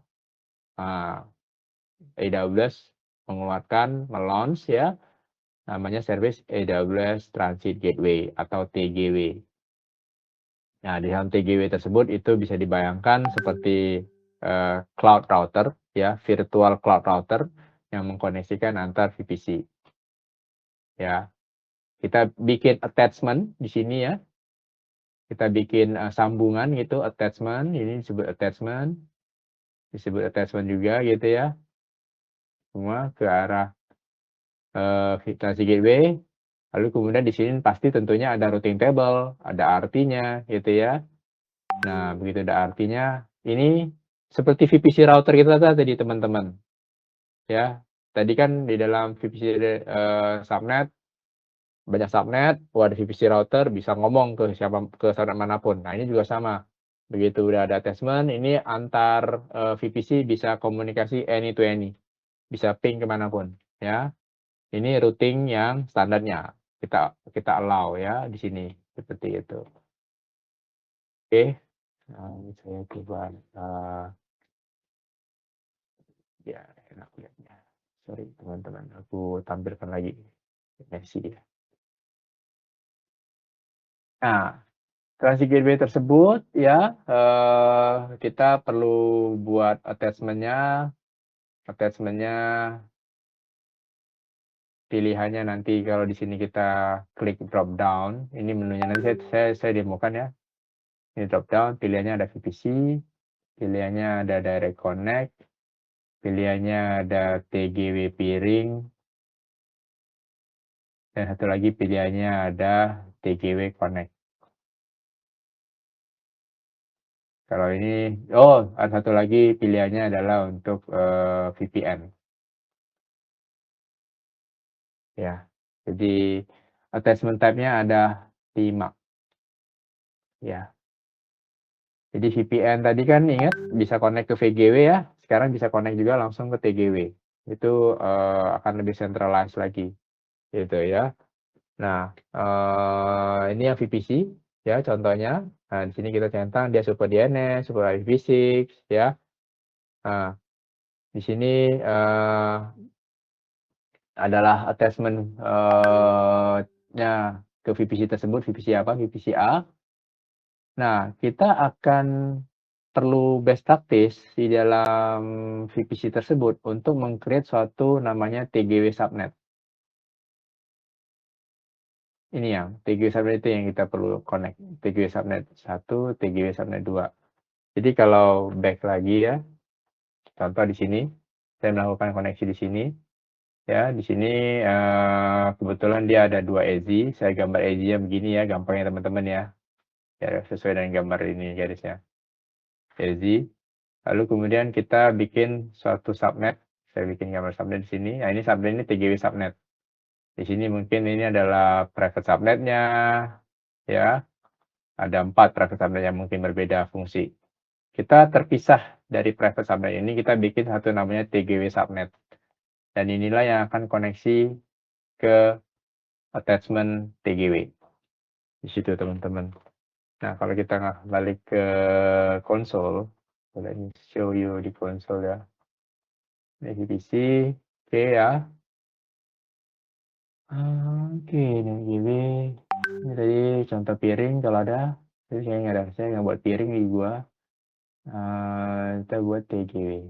Saya sebenarnya saya tidak ada TGW. Saya tidak pakai TGW di account ini. Oh, ada satu. Nice. Tapi saya bisa tunjukkan. Ini TGW-nya udah ada. Ya, saya buat TGW. Terus setelah TGW kita bikin attachment. Attachment itu connectivity ke VPC. Nah, ini saya nggak ada connect. Ini TGW-nya nggak kemana-mana kira sebetulnya. Saya buat ini contoh ya. Ini saya buat TGW attachment VPC 1.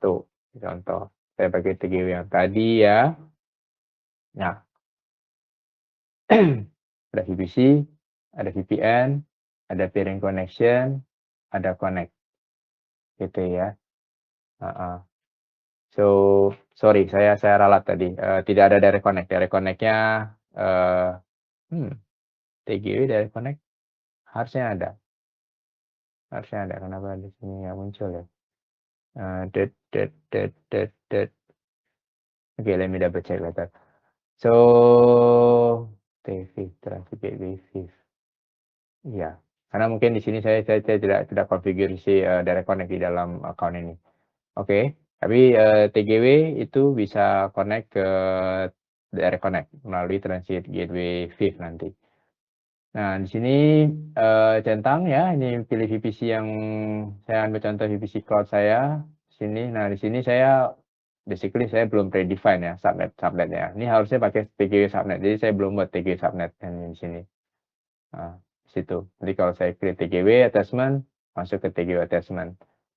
Saya nggak lakukan, lalu kemudian di sini ada routing table-nya ya. Di sini kebetulan saya nggak ada. Nah, routing table-nya saya tunjukkan dalam bentuk slide saja. Ya. Jadi nah ini contoh ya. Jadi dia akan setiap VPC nanti ada CIDR-nya. Ini adalah CIDR-nya VPC ya, traffic di setiap VPC tersebut. Ya seperti routing table biasa ya. Kalau mau menuju ke prefix ini lewat attachment yang ini misalnya sesuai.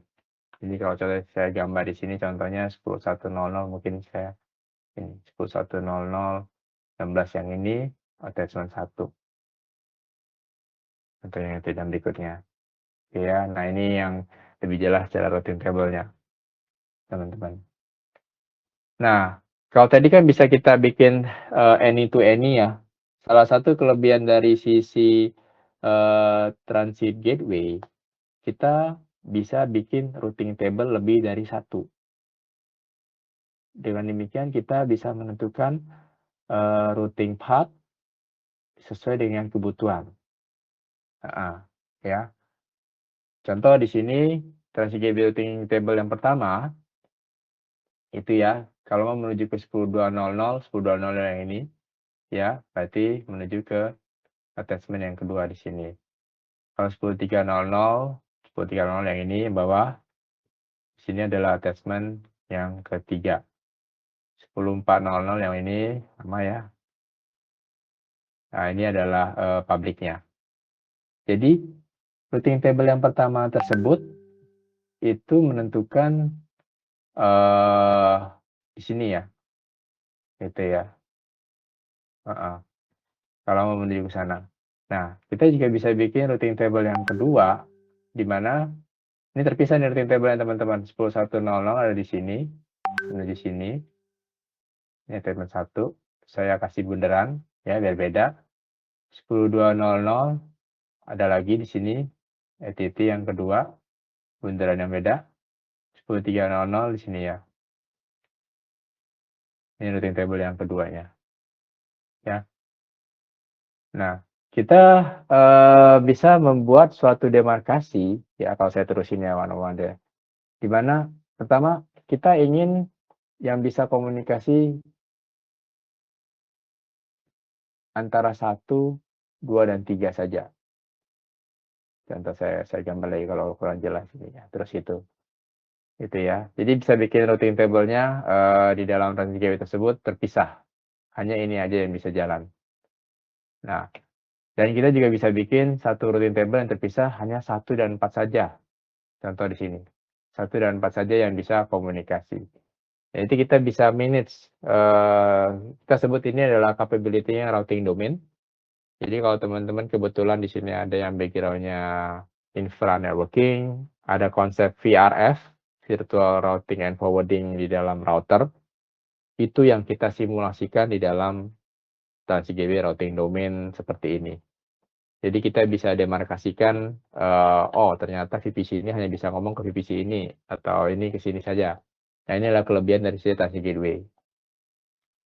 Please bear in mind, mungkin teman-teman harus hands on baru bisa benar-benar memahami ya. Jadi, ini adalah lanjutan, tahapan lanjutan. Jadi lab yang kita nanti berikan itu adalah lab General Immersion Day. Buat teman-teman yang tertarik ingin pahami, lab Transit Gateway yang lebih, aku sebut lebih dalam, seperti hal tersebut, feel free untuk ping saya dan Dwi Jo, Japri. Saya mau lab yang networking benar-benar nih, yang sampai Transit Gateway, kita akan provide lab-nya on demand. Ya, tentunya teman-teman dengan catatan sudah paham ya yang general foundation basic-nya ya. Karena kalau nggak bingung nanti. Ya, saya highlight itu dulu. Oke, ya. Sekarang udah jam 11.10, saya harus carry on.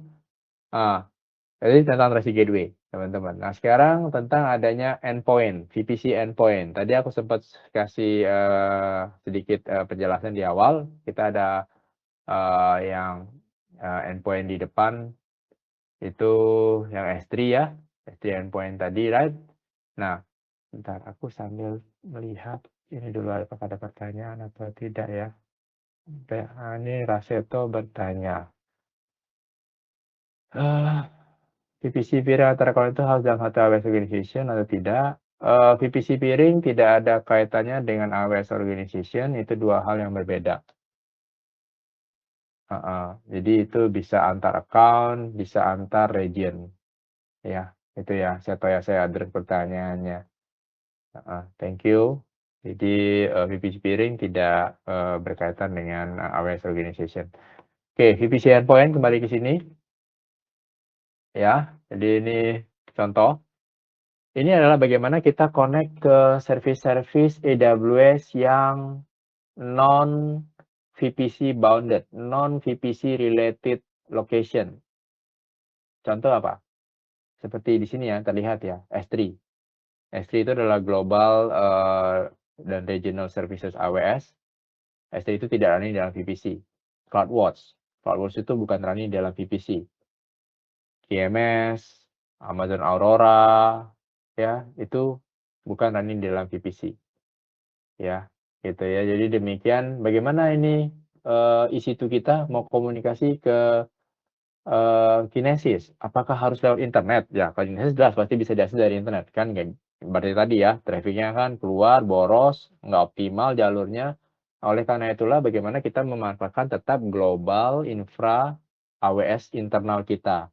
Dibuatlah suatu endpoint, suatu gateway, ya, VPC endpoint di situ namanya, teman-teman, interface endpoint. Nah, gambarnya seperti ini, lokasinya di border VPC ya, di border VPC ya, bisa di dalam ini.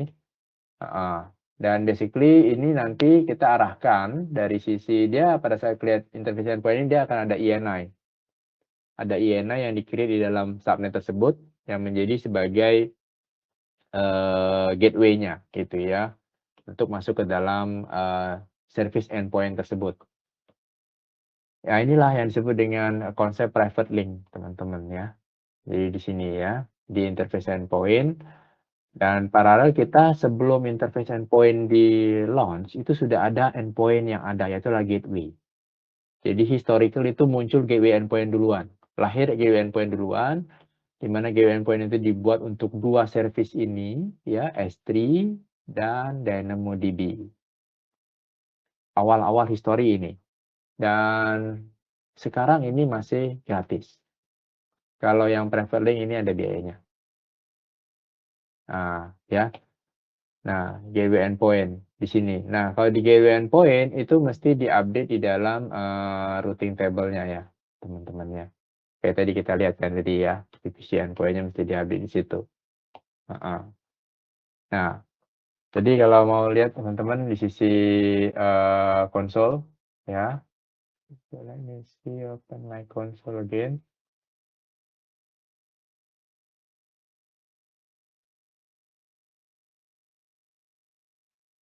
Ini ya, teman-teman ya. Ada pilihan endpoint.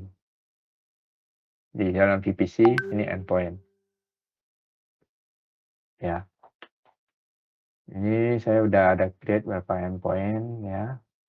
5 endpoint di sini ya. Nah, sebenarnya teman-teman bisa melihat nih. Endpoint yang ini ya, yang ini right, ada tipenya yang gateway. Memang saya sengaja buat berbeda. Ini S3 ya. Ini S3 gateway nih, service-nya nih, tipe endpoint gateway. Ada juga S3 yang interface ya. S3 ada interface gateway dan ada interface endpoint dan ada gateway endpoint. Betul. Yang atas gratis, yang bawah berbayar.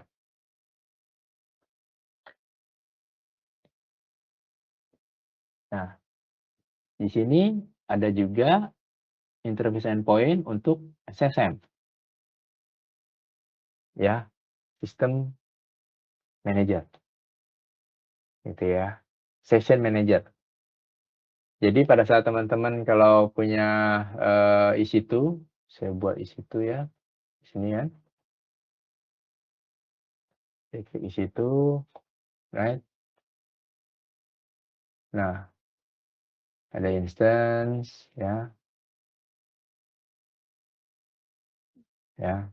Jadi di sini ada learning gitu. Saya klik connect. Ini kan ada pilihan session manager nih. Kok bisa connect sih dia ke sana?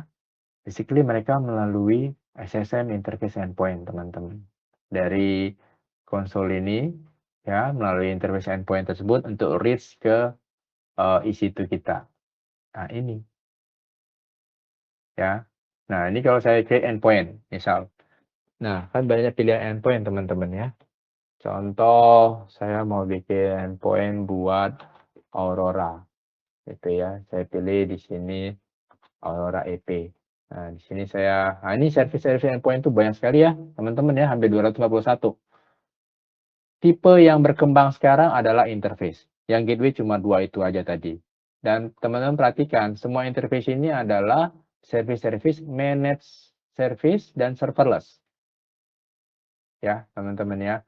Jadi ini adalah bagaimana mekanisme ya teman-teman itu bisa melakukan connectivity internal dari AWS ke serverless service, ke managed service yang memang tidak bounded, yang memang tidak dependensi ke VPC. Right, teman-teman ya, di sini ada gitu semua ya. Nah, ini teman-teman lihat di sini banyak ya. Jadi Aurora, coba cari ya. Oke, mungkin saya ambil yang lain. Kita lihat Aurora nggak tepat. Di sini mungkin di sisi ya, apa contoh di bawah ini. Udah ada semua nih, Airflow, Notebook Studio, Kendra, ya, Athena, gitu ya. Contoh. Mungkin Aurora saya harus cari nama tepatnya, keywordnya salah kayaknya tadi. Gitu ya. Nah, ini kalau saya pilih misalnya ke Athena, saya mau koneksi ke Athena itu. Oke, connect ke VPC yang mana? Ini, ya. Ya, saya ada saja masuk ke dalam ini, subnet ID-nya private, gitu ya. Ini yang private juga. Nah, kalau interface endpoint, dia akan create ENI, dan dia create ENI berarti dia akan attach, bisa dipasang security group, teman-teman. Itu adalah satu kelebihannya. Artinya apa? Kita juga bisa tetap menerapkan security policy ketika akses ke dalam service-service endpoint tersebut. Ya, ini bisa menggunakan role policy custom. Misalnya ini bukan LR.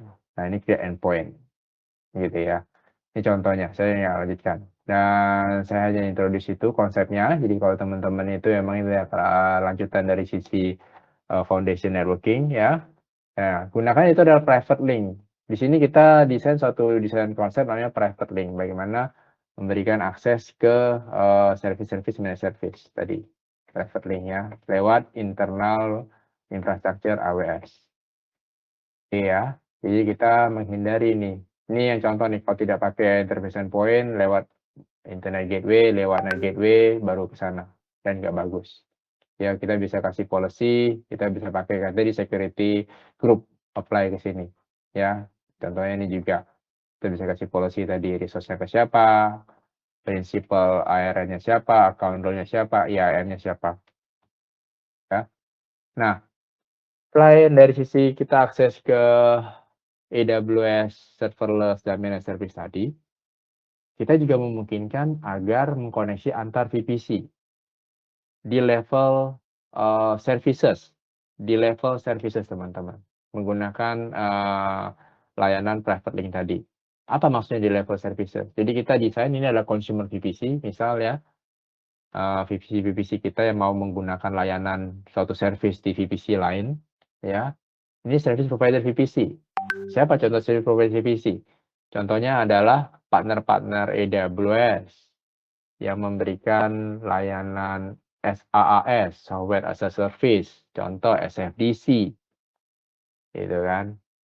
Dia juga running di AWS, SFDC tersebut misal, atau service apapun itu dia buat, ya. Nah, kita bisa melakukan connectivity, ya. Jadi ini tadi ya, dari customer tersebut dia memberikan layanan suatu application, dia akan create endpoint service, di mana akan membutuhkan suatu network load balancer ya untuk mendistribute ke application server dia, ya. Jadi ada endpoint service, ya. Saya tunjukkan di dalam konsolnya endpoint service yang mana tadi teman-teman. Tadi saya klik ini tadi endpoint ya. Ini ada endpoint service teman-teman. Nah, disinilah dimana kita membuat tadi layanan yang service provider VPC. Ya, ini EP service misal. Nah, terlihat tuh di depannya pilihannya beda ya. Pasti dia tanya, oke, load balancer tipe apa? Kita bisa pakai NLD. Ya, kebetulan saya belum buat NLD-nya. Gitu ya. Nah, jadi maksudnya dia akan membuat suatu endpoint service yang akan diarahkan ke NLB tersebut. NLB baru akan meneruskan ke ya target-target application server di belakang ya. Seperti itu. Oke, jadi ini di level services. Di-publish, ready di-consume, ready diakses oleh VPC atau, dari luar. Nah, di sini kita memiliki, consumer-nya, consumer, ini, server kliennya gitu ya. Dan di sini dia, memungkinkan untuk mengakses ke, service, eee, SaaS tersebut, teman-teman. Jadi kalau saya lanjut tadi saya ambil story seperti SaaS, ya, ini SaaS, ya ambil saja di sini kita berikan layanan, SFDC gitu. Ini masih di dalam AWS semua nih ya, kita tidak keluar internet. Nah, dia publish di sini endpoint service, ini IP service-nya tadi. Nah, di sini nanti kita bikin, interface endpoint yang akan pointing ke mari. Ya, tadi ya, kita bisa bikin interface yang akan pointing ke mari. Jadi di sini kita bikin nanti routable-nya gitu ya, bahwa kalau, dari isi itu tersebut mau menggunakan akses layanan ini, diarahkan ke mari. Nah, dia bisa mengakses ke endpoint service yang di sini di sisi service VPC untuk mengakses SaaS-nya. Salah satu kelebihan dengan konsep private link yang ini, IP address yang di sini, itu independen banget sama IP address yang di sini.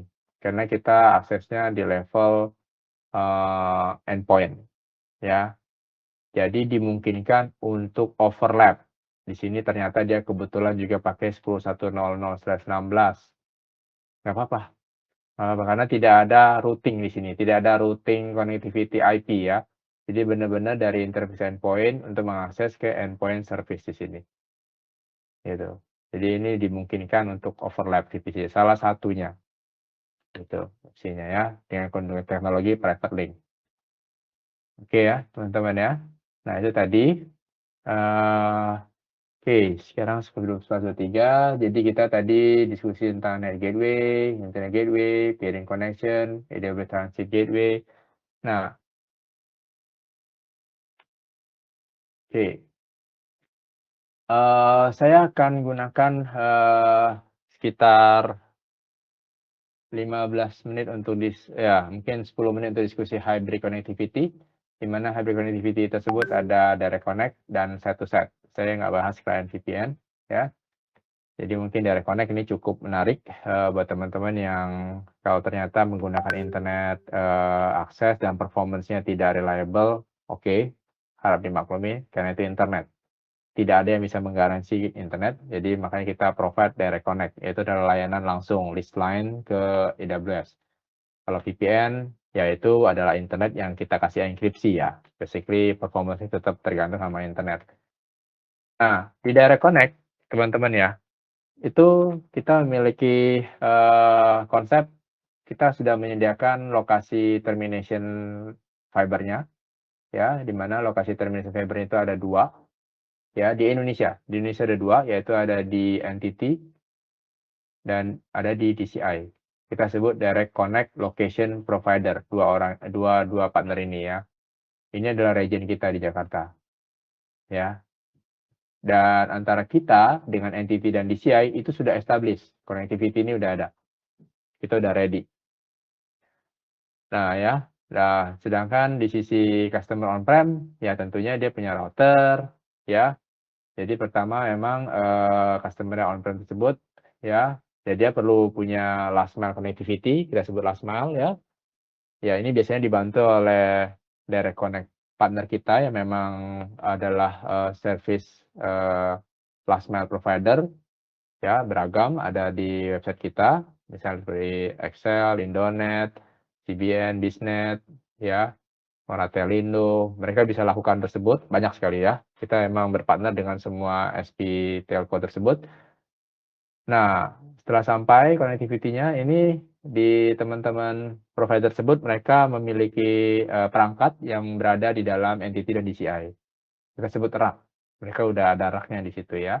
Nah, disitulah yang akan kita establish cross connect cable, ini fisik, ke router kita yang ada di dalam NTT dan DCI juga. Oke, itu ya. Jadi benar-benar connectivity seperti ini ya teman-teman.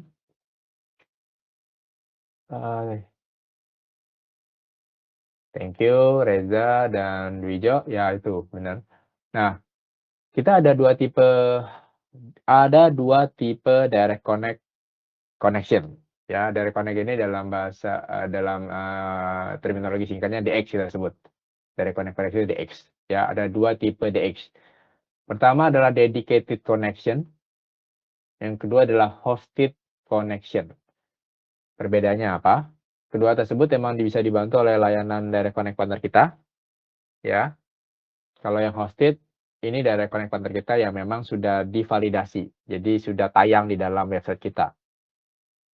Ada partner-partner kita yang belum tayang di website kita, mereka tetap bisa bantu kita. Dan kita sangat mengharapkan bantuan mereka. Mereka bantunya di level dedicated dulu. Kalau yang hosted, hanya yang tayang di dalam website kita. Website yang mana sih maksudnya tadi dibilang website? Saya segera cari ya. Oke. Jadi ini. Oh iya. Ini udah. OWS, direct connect, partner. Nah, dari keywordnya, direct connect partner, turun ke bawah, location Asia, pilih Indonesia. Ini adalah teman-teman kita yang bisa memberikan dedicated.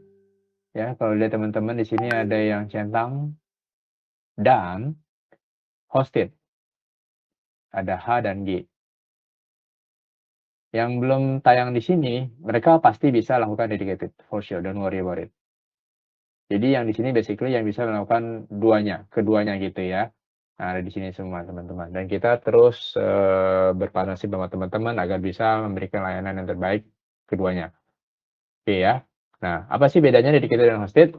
Ya, seperti namanya dedicated, kita fokus ke direct connect ini ya, cross connect-nya ya. Cross connect itu berarti adalah koneksi antara AWS router ya dan partner router. Bisa partner, bisa customer.